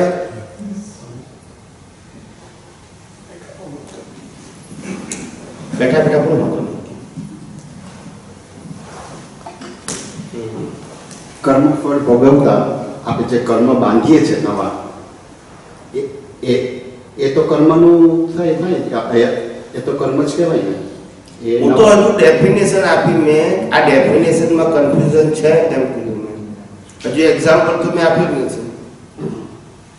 જન્મથી મોત સુધી મન વચન કાયા દ્વારા જે કંઈ પણ કરવામાં આવે છે એ બધું કર્મ ફળ છે. એમાં કર્મનો અંશ નથી. આજે આપણે કહો છો કે જન્મથી મરણ સુધી જે કંઈ પણ કરવામાં આવે છે મન વચન કાયા છે. કર્મ ફળ છે. તો પછી હવે કર્મ એ હું માનું કે કર્મ તો કર્મ છે. એટલે જગતમાં લોકોને આ તો ભ્રાંતિ છે કે આ કર્મ કરી છે. આપણે એમ કહીએ છીએ જે કંઈ કરી છે કર્મ કરી છે. એ ભ્રાંતિ છે. એમ કીધું આને કર્મ ફળ કહેવાય. કર્મ ફળ એટલે જ્યાં તમારી કોઈ સ્વતંત્રતા નથી. શું કીધું? આવતીકાલે શું થવાનું છે ખબર છે? એટલે દાખલા તરીકે હું 1 કલાક પછી શું થવાનું છે ખબર છે? દાખલા તરીકે અત્યારે સત્સંગમાં આવ્યો તો કર્મ કરવા માટે આવ્યો કે કર્મ ફળને લીધે આવ્યો? કર્મ ફળથી આયા, કર્મ નહીં. એટલે મારી પેલી પૂરી હું કર્મ કરવા માટે સાંભળીશ તો એક મહિના પર કર્મ ફળ એ જુદી વસ્તુ છે. એ જુદો સબ્જેક્ટ છે. આયા એ કર્મ ફળ છે. પછી કર્મ શું છે? કર્મ થયું કે કર્મ ફળ થયું? કર્મ ફળ. હું માનું કે કર્મ છે. હા, એટલે કર્મ કહેવાય. જન્મથી મોત સુધી મન વચન કાયા દ્વારા જે કંઈ પણ કરવામાં આવે છે, પછી એ રામ કરતા હોય, કૃષ્ણ કરતા હોય કે મહાવીર કરતા હોય કે આપણે કરતા હોય, બધા કર્મ ફળ ભોગવી રહ્યા છે વિધાઉટ ચોઇસ. ફરજિયાત. કેવું? ફળમાં તમારી ચોઇસ ના હોય. એક્ઝામ વખતે હોય, ક્યારે? રિઝલ્ટમાં ના હોય. તમે 100 માર્કની એક્ઝામ આપી, એમાંથી 20 માર્કનું સાચું લખ્યું, પછી ઘેર આવતા રહ્યા, પછી તમને ખ્યાલ આવે કે 100 માંથી 20 માર્ક આવે તો આપણે ફેર થઈએ. હજુ રિઝલ્ટ આવ્યું નથી. એટલે તમે તો પછી ભગવાનની આગળ પ્રશ્નપત્ર મૂક્યું, રોજ દીવોને આરતી કરો તો માર્ક વધે ને? બોલતા નથી બધા. કેમ? એક્ઝામ આપી હતી એ પણ રિઝલ્ટ આવશે કે આ દીવાને આરતી પ્રમાણે આવશે? બોલતા નથી. સમજાય છે? સ્વામી કેમ લૌકિક ભાષામાં એવી કહે છે કે જે આપણે આ જે બધું કરીએ છીએ એ બધું કર્મ. આ તો એ તો તમને કહું છું, આ લૌકિક ભાષાથી તો આ સંસારમાં આટલા અવતારથી રખડ્યા. હવે અલૌકિક ભાષા જાણો. અલૌકિક ભાષા એટલે મુક્ત પુરુષોની ભાષા. અલૌકિક ભાષા એટલે પૂર્ણ પુરુષોની ભાષા. અલૌકિક ભાષા એટલે સનાતન સત્યની ભાષા. અલૌકિક ભાષા એટલે લો ઓફ નેચરની ભાષા. અલૌકિક ભાષા એટલે કુદરતી કાનૂનની ભાષા, જેમાં ઇન્ડિવિડ્યુઆલિટી ના હોય. શું ના હોય? It is applicable to any living being creature, either they believe it or not. જેનું બીજું નામ કહેવાય સનાતન સત્ય. શું કહેવાય? તમે માનો તોય તે છે અને ના માનો તોય તે જ છે, પણ બદલાવાનું. પણ સ્વામીજી લૌકિક માન્યતા એવી છે કે હું જાપ તપ હવન જ્ઞાન યજ્ઞ આ બધું કરું, એ બધું કર્મ કરું છું. એવી અમે એવું માનીએ કે આ બધા અમે કર્મ કરીએ છીએ. એ માનવાથી તો આપણી આ દશા પ્રાપ્ત થઈ. આ દશા આપણી બેઠી કેમ? જેને મારા માન્યા તે જ આપણી વાહે પડ્યા, સામે થયા, બોલતા નથી. રામાયણમાં ના જોયું? હા, સામે કોણ હતા? દુશ્મનો હતા કે પરિવાર જ હતો? પોતાના જ હતા કે પારકા હતા? સમજાય છે કે નહીં? આ સ્વામી હમણાં આપણે વાત કરી કે રામાયણ કે મહાભારત કે ગીતા તમારો અજ્ઞાન દૂર નહીં કરી શકે. ના કરે ને. માયનો કે એટલે રામાયણ કે મહાભારત એક માહિતી સ્ટોરી છે, પણ ગીતા તો મને લાગે થોડું તમારો અજ્ઞાન દૂર કરવા મદદ ન કરી શકે. કરે પણ દ્રષ્ટિ જ્ઞાનીની જોઈએ, તમારી ના ચાલે. એટલે કઈ રીતે? જ્ઞાનીની દ્રષ્ટિ એટલે સિદ્ધાંતની દ્રષ્ટિ કહેવાય. શું કહેવાય? સિદ્ધાંત. અને તમારી દ્રષ્ટિ એટલે શ્રદ્ધાની દ્રષ્ટિ કહેવાય. પણ જે ગીતામાં વાત કરી છે સિદ્ધાંતની વાત કરી છે, જ્ઞાની જ કરેલી છે. વાત ગીતામાં સિદ્ધાંતની કરી છે, પણ તમારી દ્રષ્ટિ શ્રદ્ધાની છે ને. ના, એટલે કઈ રીતના ના સમજાય? ટીચર તો બધાને ભણાવે, એક ફર્સ્ટ ક્લાસ ફર્સ્ટ થાય અને એક સંપૂર્ણ ફેલ થાય, બોલતા નથી. એ દાખલો છે ને અર્જુન ને દુર્યોધન બે એક જ ગુરુના શિષ્ય. હા, તો ટીચર તો એક જ હતા ને, તો ફેલ કેમ થાય છે પેલો? કૃષ્ણ ભગવાને અર્જુનને પ્રશ્નોના જવાબ આપ્યા બરોબર. અને એ જવાબથી અર્જુનને તમામ પ્રકારનું સોલ્યુશન પરમેનન્ટ મળ્યું. Sanjay They know the law of nature. They know the universal truth. They know the Sanatan Satya. Now they have no confusion. હવે એને ખબર પડી કે હું અર્જુન છું, હું પેલા માનતો હતો અને અર્જુનને હું ચલાવું છું એ પણ હું માનતો હતો. હવે ખ્યાલ આવ્યો અર્જુન જુદો અને તું જુદો. અર્જુન તો વિનાશી છે, તું અવિનાશી છું. અર્જુન તો કર્મ સત્તાને આધારે ચાલે છે અને તું તારા સ્વભાવથી ચાલુ છે. માટે તમે બંને કેવા છો? જુદા છો. પણ એક પ્રશ્ન એક સેમ ટાઈમ સંજય પણ એક પ્રશ્ન લાઈવ સાંભળ્યો હતો, લાઈવ બ્રોડકાસ્ટમાં ધૃતરાષ્ટ્ર પાસે એ જ કહ્યું. છતાં એ લોકોને જ્ઞાન બે માંથી કે સંજય કે ના ને, તો ટેલિકાસ્ટ કહેવાય. સંજય લાઈવ મોમેન્ટ એવી રીતે આ શું પણ છે આ બરોબર ને? એ કહેવાનો મતલબ કે સમજણ વગર બધું નકામ. સમજાય છે? એટલે કે દ્રષ્ટિ હંમેશા પ્રત્યક્ષ મળે, પરોક્ષ ના મળે. પરોક્ષ નોલેજ મળે. શું મળે? નોલેજ. દ્રષ્ટિ ના મળે. દ્રષ્ટિ માટે પ્રત્યક્ષ જોઈએ. સમજાય છે? દ્રષ્ટિ મળ્યા પછી નોલેજ માટે ચાલે પરોક્ષ, પણ બેઝિક દ્રષ્ટિમાં પ્રત્યક્ષ જોઈએ. બિગિનર ખ્યાલ આવ્યો? ફંડામેન્ટલ જ્ઞાન માટે પ્રત્યક્ષ જોઈએ, પછી એ જ્ઞાનને ડેવલપમેન્ટ કરવા માટે પરોક્ષ ચાલે. પણ બેઝ જ ખોટા હોય તો તમને આજે પ્રારંભ પુરુષાર્થની વ્યાખ્યા જ ખબર નથી, તમે શું પુરુષાર્થ કરવાના? તમે સાચું સુખ શું છે એ જાણતા નથી, તમે ક્યાંથી સાચું સુખ મેળવવાના એ તો મને કહો. તમે ટેમ્પરરી પરમેનન્ટ શું છે એ જ સમજતા નથી. તમે how you can realise the permanent in your life? જ્યાં ફંડામેન્ટલ જ ખોટું છે, how you can achieve the permanent anything in this universe? તો આ કર્મ અને ફળને જુદા કરી દે પાડો. એટલે કહું છું હવે એ જ કહેતો હતો. એટલે વાત તમે પેલી એ થઈ ગઈ. એટલે કહેવાનો મતલબ કે કર્મ ફળ એટલે જન્મથી મોત સુધી મન વચન કાયા દ્વારા જે કંઈ પણ કરવામાં આવે છે કર્મ ફળ છે, એમાં કર્મનો અંશ નથી. હવે કુદરત આપણને આ શરીર આપે છે, સાંભળજો બરાબર. જેવા કર્મ કર્યા છે ને ભોગવવા માટે શરીર આપે છે. આ શરીર એ આપણી ચોઈસ નથી. તમે મનુષ્ય ભાવના કર્મ કર્યા હશે તો મનુષ્ય ભાવ કુદરત આપશે. તમે પાશવી કર્મ કર્યા હશે તો પશુ યોનિની બોડી કુદરત આપશે. હા કે ના બોલો? તમે રાક્ષસી કર્મ કર્યા હશે તો નરક ગતિનું બોડી કુદરત આપશે કે ચોઈસ છે? તમે દૈવી કર્મ કર્યા હશે તો દેવલોકનું બોડી કુદરત આપશે. યસ કે નો? તો બોડી આપણી ચોઈસ છે? તો બોડી શેના માટે આપી કુદરતે? અને આપણે શું માને છે કે શરીર એવું છું? વાત સાચી ખોટી બોલો ને. તો એ જ્ઞાન છે કે અજ્ઞાન છે? બોલો. અજ્ઞાન લઈને જ્ઞાન પ્રાપ્ત થાય એકડો જ ખોટો છે. પછી હું આ મન વચન કાયા છું એ જ ખોટું છે. એ તો કુદરતે કર્મના ફળ ભોગવવા માટે આપ્યું. સાચું શું છે? હું શરીર છું કે શરીરથી જુદો એવો શુદ્ધ આત્મા છું? શું છે? આને તો બાળી નાખવાનું. જેવા કર્મ પતી જાય, શ્વાસોશ્વાસ આયુષ્ય કર્મ બંધ થઈ જાય એટલે આને શું કરવાનું? પછી આપણે બળી જઈએ? આપણે બળી જઈએ તો કર્મનો સિદ્ધાંત હોય, પછી પુનર્જન્મ હોય? આપણે બળતા નથી. માટે કર્મ અને કર્મ ફળ છે અને પુનર્જન્મ પણ છે અને આત્મા પણ છે, જે મેં તમને શરૂઆતમાં કહી દીધું.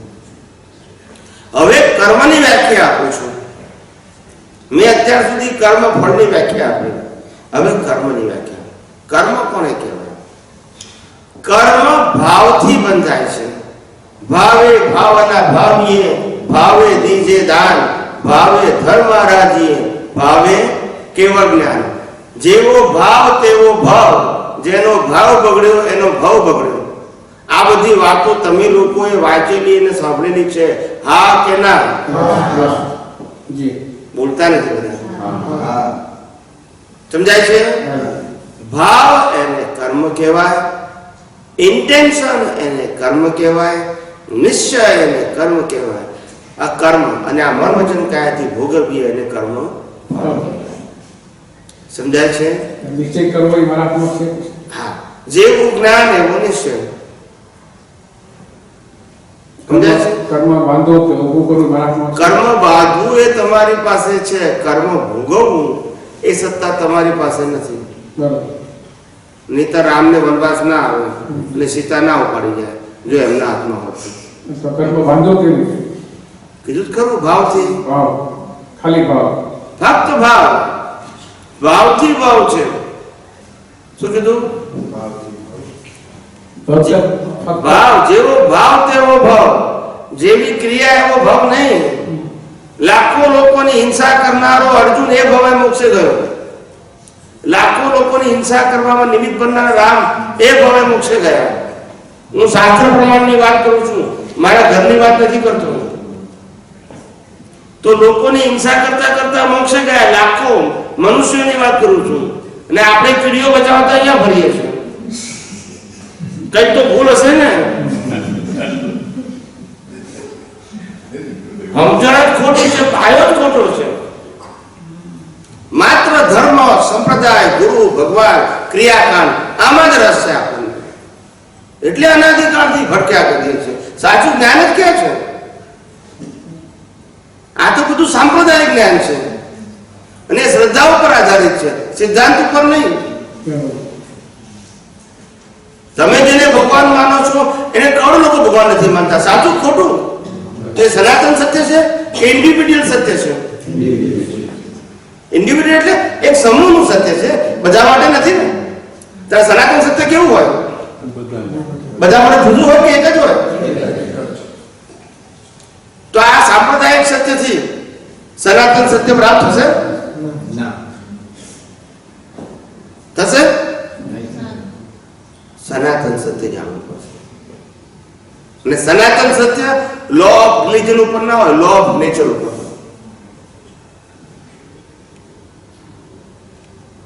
એટલે કર્મ ભાવથી બંધાય છે, ઇન્ટેન્શનથી બંધાય છે.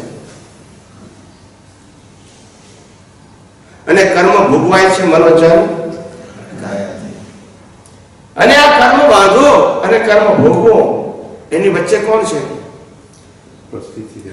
એક્ઝામ ની રિઝલ્ટ ની વચ્ચે કોણ છે? સ્કૂલની અંદર આપણે એક્ઝામ આપીએ છીએ તો રિઝલ્ટ આપણને મળે છે, બરાબર છે? મીડિયા કોણ છે? વિદ્યાર્થી કહેવાય કે ટીચર કહેવાય? મેં એક્ઝામ આપી પછી રિઝલ્ટ મળે મહિના પછી, કોણે આપ્યું? તો ટીચર મીડિયા ખરા કે નહીં? એમ અહીંયા મેં કર્મ કર્યા ગયા અવતારમાં આ કર્મ ભોગવીએ છે. અહીંયા ટીચર કોણ છે? બોલતા નથી બધા. બોલો. આત્મા. આત્મા રિઝલ્ટ આપે તો પછી મોક્ષ કોણ જાય?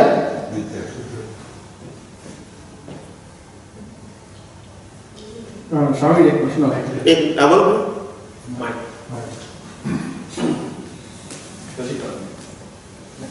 બહાર લાંબુ છે. સ્વામીજી, આપણે કર્મની જે તમે વ્યાખ્યા આપી કે કર્મ આપણે જે ભાવ કરીએ છીએ તે કર્મ છે, પછી એ કર્મ ફળ છે, કરીએ છીએ તે કર્મ ફળ છે. તો કર્મની વ્યાખ્યા તમે એનું કરો. સાદી ભાષામાં એવું કહેવાય, જે 5 ઇન્દ્રિયોથી અનુભવાય છે, જે મન વચન કાયાથી કરાય છે, જે વિઝિબલ છે વિઝિબલ છે, એ બધું કર્મ ફળ છે. જે ઇનવિઝિબલ છે, જે મન વચન કાયા થતા નથી, જે ઇન્દ્રિયોથી અનુભવાતા નથી, એને કર્મ કહેવાય. સાદી ડેફિનેશન તમને આપી, તમને લાઈન ઓફ ડિમાર્કેશન થાય એટલા માટે. જોઈ ના શકાય, ઇન્દ્રિયોથી ભોગવી ના શકાય, મન વચન કાયાથી પણ ભોગવી ના શકાય. ભાવ થવો તે કર્મફળ છે. કર્મ છે, કર્મ તે ફળ કર્મ છે. છે.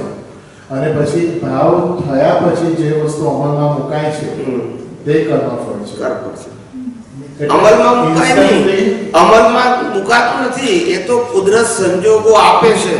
બરાબર. ગયા અવતારમાં ભાવ કર્યા હોય કે મારે માતા પિતા ભાઈ બહેન પતિ પત્ની આવા જોઈએ છે, બાળકો આવા જોઈએ છે, એ ભાવ કર્યો, કુદરત તમને ભાવનું ફળ આપે છે. Nature is a media. They create the circumstances as per your cause. એ પોતે સ્વતંત્ર રીતે કોઈને કશું ના આપી શકે, લઈ પણ ના શકે, પણ તમારા એક્ઝામનું શું આપે છે?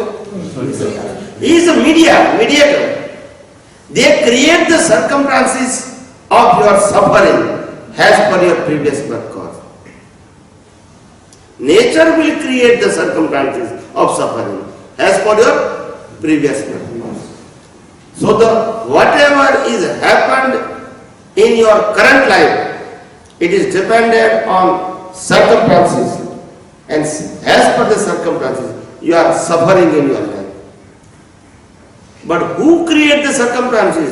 Nature will create the circumstances. And nature is always neutral. Nature is behave as per the law of nature. And they create the circumstances. અને તેને આપણે scientific circumstance And a scientific circumstantial evidence કહેવાય. That is science. અને આધ્યાત્મ વિજ્ઞાન કહેવાય. શું કહેવાય? આધ્યાત્મ. It is not connected with the religion, cult or the particular god or guru. It is beyond. જે વિજ્ઞાન રામકૃષ્ણ મહાવીરે રિયલાઇઝ કર્યું હતું, એ સાયન્સ રિયલાઇઝ કર્યું હતું, એ કહું છું, એની હું વાત કરું છું. ચોપડીમાં છે એની વાત નથી કરતો. એમણે જે અનુભવ્યું હતું તે, એમને સનાતન સત્ય અનુભવ્યું હતું. એમના ગયા પછી એમને કહેલી વાતો સાંપ્રદાયિક થઈ ગઈ, ના સમજાયું. પછી સનાતન સત્ય ગયું. સમજાય છે? એમને અનુભવ થયો સનાતન સત્યનો, પણ એમના પછી એમની પરંપરામાં શું થઈ ગયું? વ્યવહાર સત્ય, સંપ્રદાય, ધર્મ, રિચ્યુઅલ્સ, પરંપરા, ગુરુ, ભગવાન, ક્રિયાકાંડ, આ બધાનો ઇમ્પોર્ટન્સ આવી ગયો. એટલે પેલી વસ્તુ શું થઈ ગઈ? જતી રહી. તમે એમાંથી બહાર જ ના નીકળો, કુંડાળામાંથી. તારા દુનિયાની ખબર પડે ને તમને વાસ્તવમાં શું છે, કે ખબર પડે? કુંડાળામાં આવી ગયા. સમજાય છે? એટલે સનાતન સત્ય એ જેમ જેમ જાણશો એમ તમને ખ્યાલ આવશે કે આપણી પાસે કેટલી બધી અજ્ઞાનતા છે. Because of mass of people they believe it. પણ ખબર ના પડે, જ્ઞાન બધા પાસે ના હોય, અને બધા પાસે હોય એને સનાતન જ્ઞાન કહેવાય નહીં. વ્યવહાર જ્ઞાન કયું હોય? વ્યવહાર જ્ઞાન હોય, સાંપ્રદાયિક જ્ઞાન હોય, શાસ્ત્રોનું જ્ઞાન હોય, ગુરુ પરંપરાનું જ્ઞાન હોય, સનાતન જ્ઞાન ના હોય. અનુભવનું જ્ઞાન ચોપડીઓમાં ના હોય. ચોપડીઓની અંદર નોલેજ હોય. શું છે? અને દરેક વ્યક્તિ એ નોલેજને પોતાની સમજણ પ્રમાણે વાંચે અને સમજે. નોલેજ પ્રિસાઇઝ તો ના હોય ને, કે પ્રિસાઇઝ હોય. કોઈ પણ પ્રકારની વાતો કોઈ પણ મહાન પુરુષોએ કરેલી હોય એને સાપેક્ષ કહેવાય, નિરપેક્ષ ના કહેવાય. સાપેક્ષ એટલે મને સમજ ના પડે. સાપેક્ષ એટલે સ અપેક્ષા, ડાયરેક્ટ ના. હું કહું, અહીં બેનને કહું, કોઈ બેનને પૂછું કે તમને તમારા દીકરા માટે કેટલો પ્રેમ છે, લખી લાવો કાગળ ઉપર. એટલે 5 વાક્ય લખી લાવો, એટલો જ પ્રેમ છે? It is matter of experience, it is not matter of expression. પણ શબ્દમાં તો મર્યાદા હોય કે નહીં? એવી રીતે આધ્યાત્મનું વિજ્ઞાન છે, એને જ્યારે એક્સપ્રેસ કરવામાં આવે ત્યારે લિમિટેશન આવવાની છે. અને એ લિમિટેશન તો કહેનારની થઈ, પાછું સાંભળનારો સમજનારો એની સમજણ પ્રમાણે પૂછે. હવે ક્યાં મેળ પડે સાહેબ? મૂળ વિજ્ઞાન કહેનારની મર્યાદા અને સમજનારો એના લેવલથી સમજે. મેળ પડે કોઈ જગ્યાએ? આવું થયું છે. દુનિયાનો એક પણ ધર્મ ખોટો નથી, મૂળ પુરુષ ખોટા નથી, પણ મૂળ પુરુષ ગયા પછી જે પરંપરા ચાલી એ બધાની અંદર બિન અનુભવી પુરુષોએ સત્તા સંભાળી. કોણે? એટલે ચોપડીમાં જે લખ્યું છે તે પોતાની મતિથી સમજાવવા માર્યા, વિધાઉટ એક્સપિરિયન્સ, ઓનલી નોલેજ. આપણે સ્કૂલમાં ને કોલેજમાં સાયન્સના ટીચર હોય કે ના હોય? એ સાયન્સનું ભણાવે એ બધા એને એક્સપિરિયન્સ કર્યો હોય?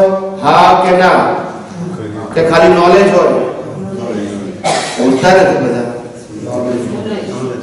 નોલેજ હોય અને એક્સપિરિયન્સ ના કર્યો હોય. સમજાય છે? ટીચર સાયન્સ ના કહેવાય, પણ without experience they have a knowledge.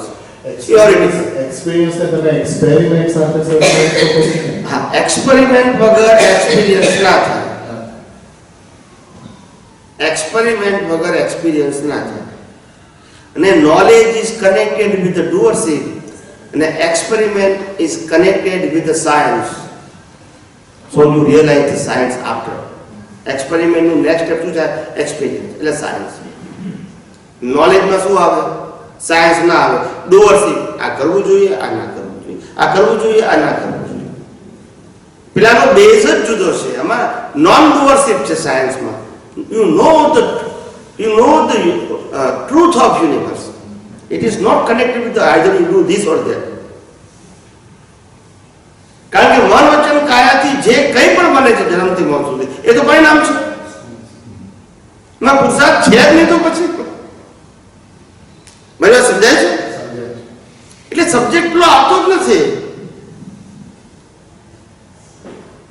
આપણું વિઝન શું છે એ વિઝનને આધારે એક્સપેરિમેન્ટ થાય, એક્સપેરિમેન્ટથી એક્સપિરિયન્સ થાય. એક્સપિરિયન્સ એટલે સનાતન સત્યનું અવેરનેસ આવે. ને સનાતન સત્યની અવેરનેસ આવે તો આ જગતની અંદર રાગ દ્વેષ ના થાય, કોઈ કરતા ના દેખાય, કોઈ વસ્તુની માલિકી ના થાય. સમજાય છે? આ તો સોનાની ખાણમાંથી સોનું નીકળે. ક્યાંથી નીકળે? Gold mine. એ રો ફોર્મમાં નીકળે. કેવું નીકળે? લગડીઓ ના હોય અંદર. પછી એમાંથી પ્રોસેસ કરી અને સોનાની ઈંટો બનાવે. એની મેન્યુફેક્ચરિંગ કંપની વાળા, ગોલ્ડ માઇન વાળા મોટી મોટી ઈંટો બનાવે. પછી એ ઈંટોને મોટી મોટી કંપનીઓ વાળાને સેલ કરે. એ મોટી કંપનીઓ વાળા પાછા નાની કંપનીઓને સેલ કરે. નાની કંપનીઓ વાળા પાછા 1-1 કિલોની લગડીઓ બનાવે. ઈંટ તો 10 કિલોની હોય, એ તો વેચાય નહીં ને સામાન્ય રીતે માર્કેટમાં. એટલે પછી આ લોકો હોલસેલરને કિલોની લગડી કરી આપે. પણ તે કન્ઝ્યુમર તો એને ભોગવી ના શકે. એટલે પછી આ લોકો કિલોમાંથી 100 ગ્રામની બનાવે. એમાંથી નાની હોય તો પછી 5, 10, પછી 50 ગ્રામની બનાવે. એ સામાન્ય વ્યક્તિ ખરીદે. પછી એમાંથી ઘરેણા બનાવે. શું બનાવે? પછી ઘરેણા પહેરે. પછી છોકરો પરણાવે એટલે સાસુ વહુને આપે, વહુ એની વહુને આપે. એવી રીતે 40-50 પેઢી સુધી આ બદલો થયા કરે દાગીનાનો. પછી ધરતીકંપ થાય એટલે સોનું પાછું નીકળ્યું ક્યાંથી? ગયું ક્યાં? હવે આમાં માલિક કોણ? એ કો મને. બોલતા નથી બધા. બોલતા નથી. માલિક કોણ? પણ આપણે તો માલિક થઈ જઈએ છે. આ જગતનું એક પણ વસ્તુ એવું છે કે જેના તમે માલિક થઈ શકો ખરેખર? શકો? આ ખોરાકના માલિક થઈ શકો? આ હવાના માલિક થઈ શકો? હવા, પાણી, ખોરાકના માલિક ના થઈ શકીએ, વસ્તુને, વ્યક્તિને થઈ શકીએ? બોલતા નથી અમે, પણ થઈએ છે ને, અને માર ખાઈએ છે બરાબર, માલિક થઈ માર ખાઈએ છે બરાબર છે. આ મારા હસબન્ડ, મારી ભાઈ, મારા છોકરા, આ મારું મકાન, આ મારી સંપત્તિ, અને પછી કોર્ટ કચેરી કર્યા જ કરો તમે તમારે. ખ્યાલ આવે? જુઓ આપણે કેવો અજ્ઞાનતાનો કેવો માર ખાઈએ છે, પણ મોહને કારણે માર લાગતો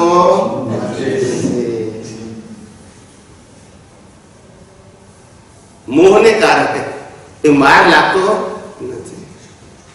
એટલે શરૂઆત આપણે કરી, જીવ માત્ર સુખને ખોળે છે. સુખ ક્યાં છે? સુખ આત્મામાં છે. સુખ પાંચ ઇન્દ્રિયોના વિષયોમાં નથી, સાધનોમાં, સત્તા, સંપત્તિ, સંબંધોમાં નથી. પ્રારબ્ધ અને પુરુષાર્થની વ્યાખ્યા આપી કે પુરુષાર્થ કોને કહેવાય? ભાવને પુરુષાર્થ કહેવાય, અને મન વચન કાયાથી ભોગવીએ એને પ્રારબ્ધ કહેવાય. પ્રારબ્ધ એટલે રિઝલ્ટ, અને પુરુષાર્થ એટલે એક્શન. પુરુષાર્થ એટલે કર્મ, અને પ્રારબ્ધ એટલે કર્મ. આ બધી વ્યાખ્યા આપી. તમને બધાને સમજાય છે કે મગજમાંથી અંદર જાય છે? સમજાય છે કે નહીં? કે થોડી ભારે પડે છે? એટલે હવે જ્યાં સુધી આપણા જીવનની અંદર આપણે નક્કી કરવું પડશે કે મારે સાચું સુખ જોઈએ છે કે માનેલું સુખ જોઈએ છે, એ આપણે નક્કી કરવું પડશે. મારે ઇન્દ્રિય સુખ જોઈએ છે કે આત્મીય સુખ જોઈએ છે? ઇન્દ્રિય સુખ માટે તો જન્મ મરણથી ભટકવાનું છે, ને છતાંય સુખ મળતું નથી. એ બધા 60, 70, 80, 90 વર્ષે બધા અનુભવ થઈ જાય છે બધું મળ્યા પછી. હા કે ના? આપણે એવું સુખ જોઈએ છે કે સાચું સુખ જોઈએ છે? સાચું સુખ આત્મામાં છે. આત્મા પરમેનન્ટ, સુખ એ પરમેનન્ટ. સમજાય છે? કેટલાકનો કોણ લાગે કે ભાઈ અંદર આત્મામાં સુખ છે એવું સમજાય ખરું, હવે અનુભવ કેવી રીતે થાય? થાય કે નહીં પ્રશ્ન? થાય કે નહીં પ્રશ્ન? તમારે લીંબુ જોઈતું હોય શાકભાજીમાં નાખવા માટે તો ક્યાં જવું પડે? બોલો ને. અને આવું સાચું જ્ઞાન જોઈતું તો ક્યાં જવું પડે? એમાંથી મારે વ્યાખ્યા જુદી આપવી પડે? બોલતા નથી બધા. લીંબુ જોઈતું હોય તો લીંબુ દુકાન વાળા પર જવું પડે, કાઢવું પડે કે લીંબુ વાળા આપણે ઘેર આવે. તો ભાઈ જ્ઞાન જોઈતું તો ક્યાં જવું પડે? આ વ્યાખ્યા એક જ છે કે જુદી લાગે છે? લીંબુની આ બંને વ્યાખ્યા જુદી છે કે એક જ છે? જ્યાં હોય ત્યાં જવું ના સમજાવું? પણ ઘણા લોકો એવું કહે છે કે ભાઈ જ્ઞાની હોય ઓળખવા કઈ રીતે? તમારા પ્રશ્ન હું કરું છું, જવાબ આપું છું. એટલે કે તમે કરતા નથી, તમે બહુ ઊંચા સ્ટાન્ડર્ડમાં આવી ગયા છો. એટલે હું પ્રશ્ન કહીને હું જવાબ આપું છું. તમારા બધાના પ્રશ્નો છે ને મનના હું વાંચું છું અત્યારે, અને પછી પ્રશ્ન કરીને જવાબ આપું છું. હા, પણ સ્વામીજી, આ પ્રશ્ન દરેક જીવ માત્રને પોતાના લેવલ પ્રમાણે ઊભો થાય છે. પ્રશ્ન એ છે કે મારી શોધ XYZ પ્રાપ્ત કરવાની છે. હવે એ શોધ પ્રાપ્ત કરવા માટે હું જુદા જુદા સ્ટેશને અનુભવ પામીને બદલતો રહું છું. આજે એક દુકાને ગયો, ના મળી, બીજી દુકાને ગયો, ના મળી, ત્રીજી દુકાને ગયો. હવે દરેક પોતાના લેવલથી એ દુકાનમાં શું છે ને એનો અનુભવ કરે છે. જી. અને એને સંતોષ ના થાય એટલે આગળ વધે છે. બરાબર? અને એ દરેક જીવ માત્રના જીવન દરમિયાન આ પ્રોસેસ ચાલુ જ હોય છે. બરાબર. પ્રશ્ન એ છે કે એ પ્રાપ્ત કરવા માટે ક્યાં અટકવું, ક્યાં આપણને આ વસ્તુ અહીંયાથી મળશે એનો ભલે અચાનક એકદમ જ તમને અનુભવ ના થાય, પણ એમ કેવી રીતે આપણને ખબર પડે કે ના મને જે જોઈએ છે અહીંયા ક્યાંક છે. અને એ જ રસ્તા ઉપર દરેક વ્યક્તિ ગૂંચવાઈ ગઈ છે અને જ્યાં જઈએ છે એમ લાગે ના અહીંયા જ છે, પછી ખબર પડે ના અહીંયા નથી, આગળ છે, બીજી જઈએ એટલે એમ આગળ વધતા જઈએ છે. તો હકીકતમાં આ સુખ જેની શોધ આપણે કરીએ છીએ તો ક્યાં જઈને અટકે, ક્યાં આપણને એનું પરિણામ આપણે જે જોઈએ છે એવું મળે, એવું કેવી રીતે ભાસ થાય? મેં આગળ વાત કરી કે કોઈ પણ ધર્મ, સંપ્રદાય કે શાસ્ત્રમાંથી સનાતન સુખ ના મળે. એ ફક્ત પાપ અને પુણ્ય. શું કીધું? કોના પાપ કહેવાય, કોના પુણ્ય કહેવાય, એ સમજવા માટે ધર્મ છે. મુક્તિ માટે ધર્મ છે જ નહીં. દુનિયાનો કોઈ પણ ધર્મ મુક્તિ માટે છે જ નહીં. પાપોથી બચો અને પુણ્ય ઉપાર્જન કરો. સારામાં સારા ધર્મની અંદર માનવતા બતાવી. શું બતાવી? Try to help the other. અને થોડા હાઈ લેવલના ધર્મો છે, એની અંદર ઊંચા પ્રકારના તપ બતાવ્યા. દેહ દમન, શું કહેવાય એને? જેના આધારે આપણી વૃત્તિઓ, આહારની, વિહારની, એ બધી સંક્ષિપ્ત થાય. એટલે બધા રસ્તા બતાવ્યા. શું બતાવ્યા? એ જ્ઞાન માર્ગ નથી, પણ શુભાશુભ માર્ગ છે. કયો માર્ગ? શુભાશુભ. પાપોથી બચો અને પુણ્ય ઉપાર્જન કરો અને પુણ્ય ભોગવો. અજ્ઞાન જાય તો જ જ્ઞાન આવે.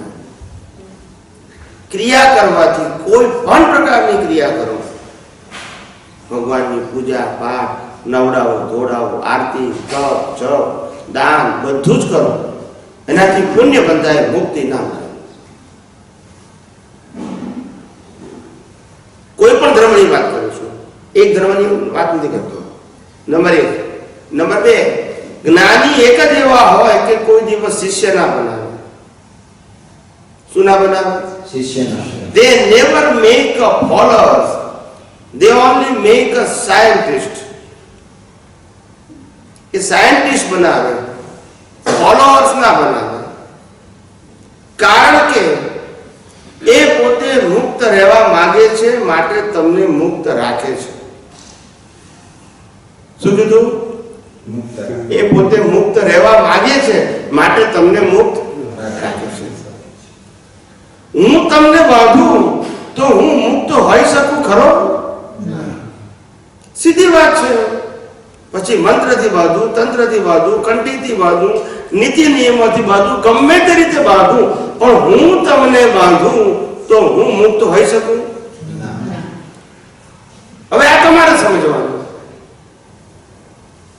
નંબર 3, જેને પોતાને ભીખ અને ભય હોય, એથી કહું છું. નંબર 3, જેને પોતાને ભીખ અને ભય હોય, એ તમને નિર્ભય બનાવી શકે? ના. એ કોઈ દિવસ સ્વતંત્ર બનાવી શકે?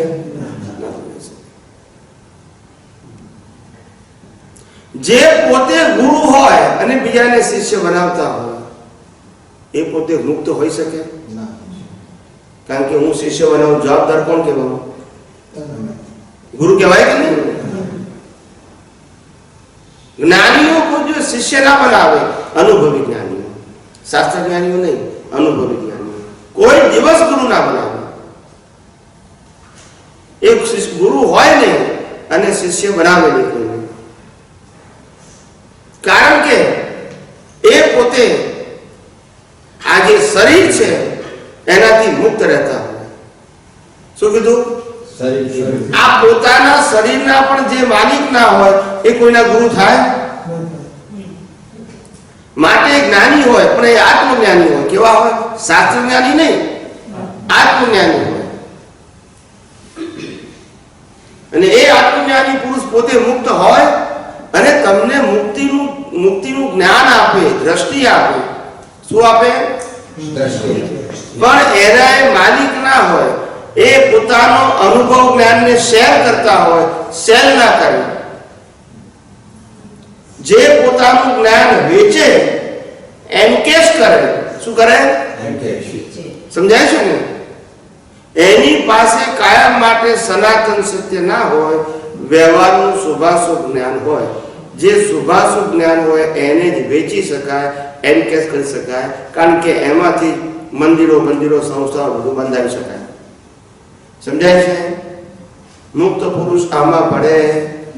મુક્ત પુરુષને પોતાનું ઘર બનાવવું હોય એ પૂજો લાગતો હોય તો પછી આ બધી વસ્તુ વાંધે ટૂંકમાં પડે નહીં. એટલે આ ધર્મનો માર્ગ છે. શું કહું છું? ખોટો છે એવું નથી કહેતો. એ મુક્તિનો માર્ગ નથી એવું કહું છું. શું કહું છું? ધર્મનો શુભાશુભ માર્ગ છે કે જે લાખો માણસને ટકાવે છે, પણ એનાથી મુક્તિ નહીં થાય. શું નહીં મળે? મુક્તિ તો અનુભવી આત્મજ્ઞાની પુરુષ જોઈએ, જે પોતે મુક્ત હોય અને બીજાને આ જ મુક્તિનું જ્ઞાન આપે ને મુક્ત રાખે. કોઈને કોઈ રીતે બાંધે નહીં. શું ના કરે? અને માટે પોતે તમામ પ્રકારની ભીખ અને ભયથી મુક્ત હોય. એમને ભીખ પણ ના હોય અને ભય પણ ના હોય, કારણ કે તે દેહાદ્યાસથી પર હોય, નિરંતર આત્મામાં રહેતા હોય. પછી ભીખ શેની અને ભય શેનો? મૃત્યુ તો આનું થવાનું છે કે આત્માનું થવાનું છે? અને ભીખ શેની? આ જગતમાં કોઈ જીવ એવો જન્મ્યો નથી, જન્મવાનો નથી, જેને શ્વાસ લેવાની સ્વતંત્ર શક્તિ હોય. બોલતા નથી બધા. શ્વાસ લેવાની સ્વતંત્ર શક્તિ કોઈની પાસે નથી. જો પોતાની શક્તિથી શ્વાસ લેતો હોય તો રાતે ઊંઘ ના આવે. બોલતા નથી બધા. તો બેભાન માણસને શ્વાસ ચાલુ ના રહે. કુદરત આયુષ્ય કર્મ પ્રમાણે શ્વાસ લેવડાવે છે. તમે જાગો કે ઊંઘો, ભાનમાં હોય કે બેભાન હોય, અને જેવું આયુષ્ય કર્મ પતી જાય એટલે ચાલતો માણસ મરી જાય. માદગી હોવી જરૂરી નથી. સમજાય છે? આ જગતમાં શ્વાસ લેવાની સ્વતંત્ર શક્તિ કોઈની પાસે નથી. તો જેની પાસે શ્વાસ લેવાની સ્વતંત્ર શક્તિ ના હોય એ એના મન વચન કાયા ચલાવવાની સ્વતંત્ર શક્તિ હોય તો એ આપણને કશું આપવાનું છે આપણા હિસાબ વગર, કશું લેવાનું છે આપણા હિસાબ વગર. જે કંઈ છે એ બધા કુદરતી કાનૂન પ્રમાણે લેવડ દેવડના પાપ પુણ્યના હિસાબ છે, કર્મના હિસાબ છે. પછી ભીખ શેની? ભય શેની? આ મનુષ્યની વાત ક્યાં કરું છું? દેવ લોકો પણ સમર્થ હોવા છતાં સ્વતંત્ર નથી. આ દુનિયામાં નાનામાં નાના જીવથી, મચ્છરથી માંડી અને મનુષ્ય હોય અથવા તો દેવલોકના દેવ હોય, એ બધા પાસે કેટેગરી પ્રમાણે સામર્થ્ય છે. શું છે? મચ્છરને પણ કરવાનું સામર્થ્ય છે, તમે માદા પડી શકો. એ મનુષ્ય પાસે પણ તાકાત હોય છે, મની, મસલ્સ, બીજા બધા પ્રકારની તાકાત હોય. એમ દેવો પાસે પણ તાકાત હોય, ઇન્દ્ર મહેન્દ્ર પાસે. એટલે એમનું સામર્થ્ય તો છે જ. શું કહું છું? ફક્ત કોઈની પાસે સ્વતંત્રતા નથી. No freedom at all. Because we all creatures are controlled and governed by the nature as per the natural law. અને માટે જ રામની સીતા ઉપાડી ગયા હતા. બોલતા નથી બધા. રામની સત્તા હતી એટલે ઉપાડી ગયા હતા ને, કે હિસાબ તો કરવાનો. બોલો ને, રામ કર્મના હિસાબથી છે ને આપણે બધા સ્વતંત્ર છીએ. મારી વાત થોડી બે છે કે અધર જાય છે?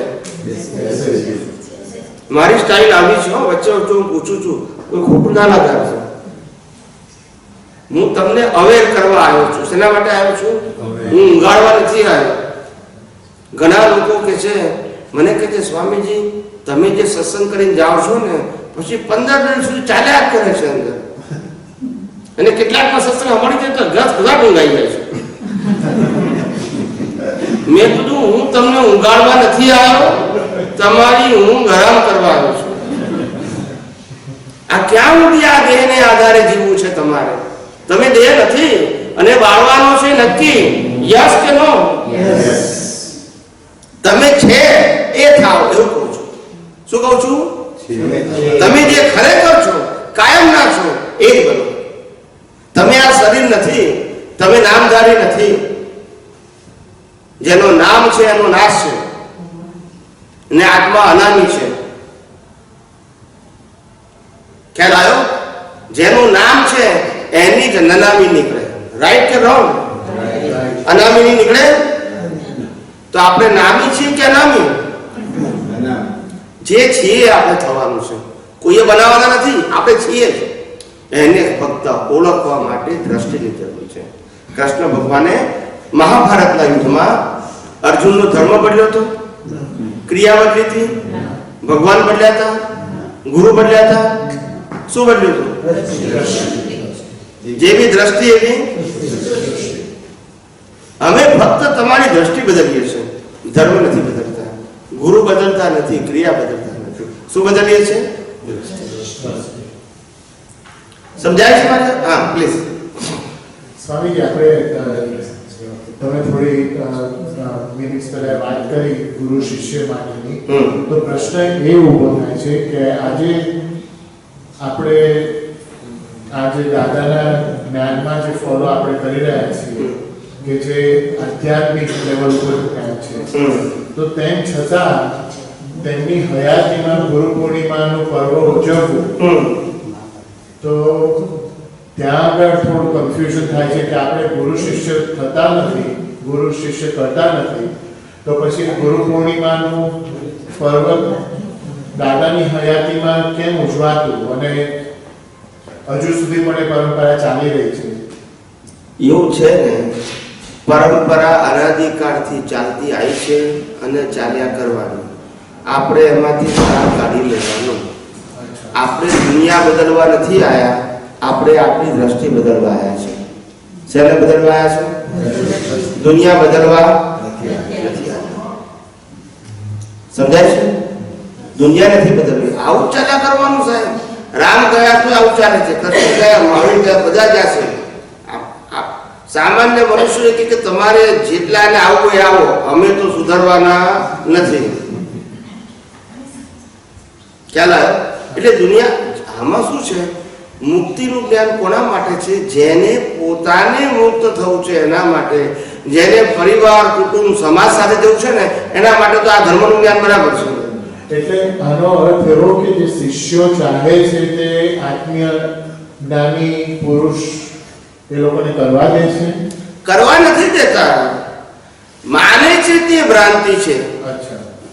આ હિન્દુસ્તાનમાંથી જ્યારથી જીવતી વ્યક્તિઓની આરતી ઉતરવા માંડી ત્યારથી વિજ્ઞાન ખલાસ થઈ ગયું. વિનાશીની આરતી, આરતી તો અવિનાશીની હોય, જે પરમેનન્ટ છે. આ તો ટેમ્પરરી છે, જે કર્મ સત્તાને આધીન છે. વિનય વિવેક હોય, શું હોય? વિનય વિવેક હોય, આરતી ના હોય. વિજ્ઞાન ખલાસ થઈ ગયું. જ્યારે જીવતી વ્યક્તિની મહત્તા ભગવાન તરીકે મૂકવામાં આવ્યું, હિન્દુસ્તાનમાંથી સાયન્સ ખલાસ થઈ. કેવી રીતે શરીર ભગવાન હોઈ શકે? જે કુદરતને આધીન છે, કર્મ સત્તાને આધીન છે, એ ભગવાન કેવી રીતે હોઈ શકે? જેનું નામ છે એનું નાશ છે, જેનું રૂપ છે એનું નાશ છે. ખ્યાલ આવી ગયું? નામ છે જે જન્મ મળવાના છે, ભગવાન જન્મ મળવાના હોય. જે ટેમ્પરરી છે, ભગવાન પરમેનન્ટ હોય. પણ જ્યારે શ્રદ્ધાનું સ્તર આટલું બધું લો આવી ગયું ત્યારથી હિન્દુસ્તાનમાં સાયન્સ ખલાસ થઈ ગયું. પછી શ્રદ્ધાનો માર્ગ રહ્યો, અને આ બધા ફાટા શ્રદ્ધાના માર્ગના છે, સિદ્ધાંતના માર્ગના નથી. સિદ્ધાંત એક જ હોય સર્વકાળ માટે, અને શ્રદ્ધા બધાની એક. રામને માને તો કૃષ્ણને ના માને, કૃષ્ણને માને તો મહાવીરને ના માને, મહાવીરને માને તો શિવને ના માને, શિવને ના માને તો સ્વામિનારાયણને ના માને. બધાની માન્યતા જુદી ભગવાનની. ભગવાન જુદા છે? ભગવાન તો એક જ છે, ને તે આત્મા છે, શુદ્ધ આત્મા. અને આ બધા સંપ્રદાય છે. પણ સંપ્રદાયની અંદર જ્યારે વ્યક્તિને ભગવાન તરીકે પ્રોજેક્ટ કરવામાં આવ્યું ત્યારથી હિન્દુસ્તાનમાંથી સાયન્સ ખલાસ થઈ ગયું. અને અમે એ જ વિજ્ઞાનની સ્થાપના કરવા આવ્યા છીએ. વિજ્ઞાનની, વ્યક્તિની નહીં, કોઈ ધર્મની નહીં, કોઈ સંપ્રદાયની નહીં, કોઈ સંસ્થાની નહીં. રૂટ સાયન્સ, જે રામકૃષ્ણ મહાવીરે જે સાયન્સ અનુભવ્યું એ જ સાયન્સને અમે ઓપન કરવા આવ્યા છે. રીઓપન. ઓપન તો ખુલ્લું જ છે સાયન્સ. સાયન્સ તો સનાતન સત્ય છે, એને અમે રીઓપન કરવા આવ્યા છે. સમજાય છે? With my own experience, not knowledge. ને આ વિજ્ઞાન જગતના લોકો જાણે, એમાંથી જેને આ સંસારથી મુક્ત થવું છે એના માટે વિજ્ઞાન છે. જેને આ સંસારમાં જો પાપ પુણ્યમાં જીવવું છે એના માટે ધર્મો પણ છે. એટલે વિજ્ઞાન કોઈના માટે કમ્પલસરી નથી. જેને પોતાના લેવલથી ઉપર જવું છે એના માટે સાયન્સ છે. બાકી શ્રદ્ધાનો માર્ગ તો છે, શ્રદ્ધાનો માર્ગ છે. શ્રદ્ધામાંથી સિદ્ધાંતમાં આવવું હોય એના માટે વિજ્ઞાન છે. ખ્યાલ આવ્યો? Science is on a base of law of nature and religion is on a base of doership, and always the doership is individual. એક ધર્મમાં જઈને ધર્મની રિચ્યુઅલ્સ કહેવાય, બીજા ધર્મમાં જુદી, ત્રીજા ધર્મમાં જુદી, ચોથા ધર્મમાં જુદી. સમજાય છે? બધાની કેવી હોય? અલગ અલગ હોય. ને લો ઓફ નેચર એક સમજાય છે? પેલું યુનિવર્સલ ટ્રુથ છે, પેલું સાંપ્રદાયિક ટ્રુથ છે. હવે સાંપ્રદાયિક ટ્રુથથી સનાતન સત્ય સમજી શકાય? સમજી શકાય? ના સમજી શકાય. હવે મૂળ પુરુષોએ સાયન્સ કીધું, રામે પણ સાયન્સ કીધું, કૃષ્ણએ પણ સાયન્સ કીધું, મહાવીરે પણ સાયન્સ જ કીધું છે, પણ એમના ગયા પછી સાયન્સ રહ્યું નહીં. કેમ ના રહ્યું? ના રહેવાનું કારણ શું છે? બેઝિક કારણ શું છે? ફંડામેન્ટલ. એમના ગયા પછી દરેક વ્યક્તિને વ્યક્તિગત પૂજાઓ છે, વ્યક્તિગત પ્રોજેક્ટો કરવા છે. અમે ભારત વર્ષની અંદર અનેક જગ્યાએ સત્સંગ કરીને કહીએ છીએ, રામકૃષ્ણ મહાવીરે પોતાના આખા લાઈફમાં એક પણ મંદિર બનાવ્યું હોય એવો એક પુરાવો આપો તો હું તમારો ગુલામ થઈ ગયો. રામકૃષ્ણ મહાવીરે પોતાના જીવનની અંદર એક મંદિર પોતે બનાવ્યું હોય એવો એક પુરાવો આપો તો હું ગુલામ થઈ ગયો. સમજાય? મારી વાત સમજાય છે? મૂળ પુરુષે આમાં પડ્યા જ નથી. એમના ગયા પછી આ પરંપરામાં થયું છે. લોકોએ પોતાની સત્તા ટકાવવા માટે, સંપ્રદાય ટકાવવા માટે, ફોલોઅર્સ ટકાવવા માટે આ બધું કર્યું છે. એમને તો પડી જ નથી. તમે સાંભળ્યું પૂછ્યું કે રામકૃષ્ણ મહાવીરની આરતી જીવતા થઈ હોય? કોઈ સાંભળ્યું તમે શાસ્ત્રમાં? તમે સાંભળ્યું પૂછ્યું કે રામની આરતી કોઈએ કરી હોય, કૃષ્ણની કરી હોય, મહાવીરની કરી હોય? જીવતાની વાત કરું છું, હું મંદિરની વાત નથી કરતો. કોઈ જગ્યા છે, ચોપડીમાં છે, રામાયણમાં, મહાભારતમાં, ગીતામાં, જૈનના આગમમાં છે કે મહાવીરની આરતી ઉતારી હોય? હું જીવતાની વાત કરું છું, હું મૂર્તિની વાત નથી કરતો. હોય જ નહીં કોઈ દિવસ. મુક્ત પુરુષો આવું કેમ કે મારી આરતી ઉતારજો? આની વિનાશની આરતી ઉતારવાની? જે કર્મ સત્તાને આધીન છે એની આરતી હોય? આરતી તો આની હોય, પરમાત્માની હોય કે જે અવિનાશી છે, શાશ્વત છે. સમજાય છે? પણ જ્યારે વિનાશીમાંથી અવિનાશીમાંથી વિનાશ તરફ દ્રષ્ટિ ગઈ ત્યારથી સાયન્સ ખલાસ થઈ. પછી તો આ ભટકવાનો માર્ગ છે જ. અને મુક્ત પુરુષ એવા હોય, મુક્ત પુરુષ કોને કહેવાય? પોતાનું જ્ઞાન શેર કરવા આવ્યા હોય, શેર કરવા ના આવ્યા હોય. સમજાય છે? કેટલા લોકો પામે એ ઇમ્પોર્ટન્ટ નથી એમના માટે. એમના માટે એક જ વસ્તુ છે કે હું આ જ્ઞાનને શેર કરું છું. No marketing, no advertise, no force, no terms and condition. You are coming here with your own confidence. અને તને લાગે કે મને નથી પસંદ પડતું તો એટલી સ્વતંત્રતા તું જઈ શકે છે. સમજાય છે? આવી મુક્તતા મુક્ત પુરુષ પાસે હોય, સાંપ્રદાયિક પુરુષો પાસે ના હોય આવી મુક્તતા. એ પોતે મુક્ત નથી, તમને કઈ રીતે મુક્તિ આપે? એમ આઈ રાઈટ ઓર રોંગ? હું જ પોતે બંધાયેલો છું with some condition, with some kind of project, finance project, institute project. અને એના આધારે મારે તમારી જરૂર છે પૈસા અને ફંડની. એટલે મારે તમને બાંધવા જ પડે. ના હું અને પછી હું આત્માની વાત કરું તો શું થાય? Only word, no fact at all. તમે સાંભળ્યું કે રામાયણ રામે કોઈ રામાયણ છપાય? કૃષ્ણ ગીતા છપાય? મહાવીરે પૂછે આગમ છપાય? સાંભળ્યું કોઈ દિવસ? બધું પાછળથી થયું છે. ક્યાંથી થયું? તો બધું ઓરિજિનલ ના હોય એટલે બધું ડુપ્લિકેટ. ઓરિજિનલ ના હોય એટલે શું થઈ ગયું? ડુપ્લિકેટ. અને ડુપ્લિકેટમાં પછી પાછા પોતે પોતાની મતિ મુજબ છપાવવા મળ્યા. અમારે અમદાવાદની અંદર એક વખત પ્રવચન હતું, આપણે શું કહેવાય પર્યુષણની અંદર એક હિન્દી ભાષી પ્રવચનકાર આવ્યા હતા. નામ નહીં દઉં, આપણે અભિપ્રાય સાથે નિસ્બત નથી, આપણે તો કોન્સેપ્ટ સાથે નિસ્બત છે. એને બહુ સુંદર પ્રવચન કર્યું અને પુસ્તક લખ્યા હતા એને, મહાવીર મેરી દ્રષ્ટિ में. શું લખ્યું હતું પુસ્તક? અને એના ઉપર પ્રવચન હતું પાછું, અને બહાર એની પુસ્તકો પણ વેચાતી હતી સ્ટોલ ઉપર. એટલે એને 1.5 કલાક પ્રવચન આપ્યું મહાવીર મેરી દ્રષ્ટિ. 1.5 કલાક લોકોને ગમ્યું પ્રવચન. છેલ્લે એક વિચક્ષણ ભાઈ બુદ્ધિશાળી હતા, ઉભા થયા, એને આંગળી ઊંચી કરી. એટલે પેલા ભાઈએ કીધું બોલો, ઉભા થઈ. એટલે એને એક જ વાક્ય ખાલી બોલ્યો કે આ તમે જે પ્રવચન કર્યું મહાવીર મેરી દ્રષ્ટિ મેં, એ તમારી દ્રષ્ટિ કે મહાવીરની? જવાબ આપો તમે, બોલો ને. કોની દ્રષ્ટિ? दुनिया चलती है, समझाયું કે નહીં? હવે કોના ઉપર ડિપેન્ડ? મારા ઉપર કે તમારા ઉપર? તમે કો ક્યાં સુધી કરવાના? જ્યાં સુધી મન વચન કાયા હું ચલાવું છું એવું છે ત્યાં સુધી કરવાના. એ આપણા ઉપર છે ને.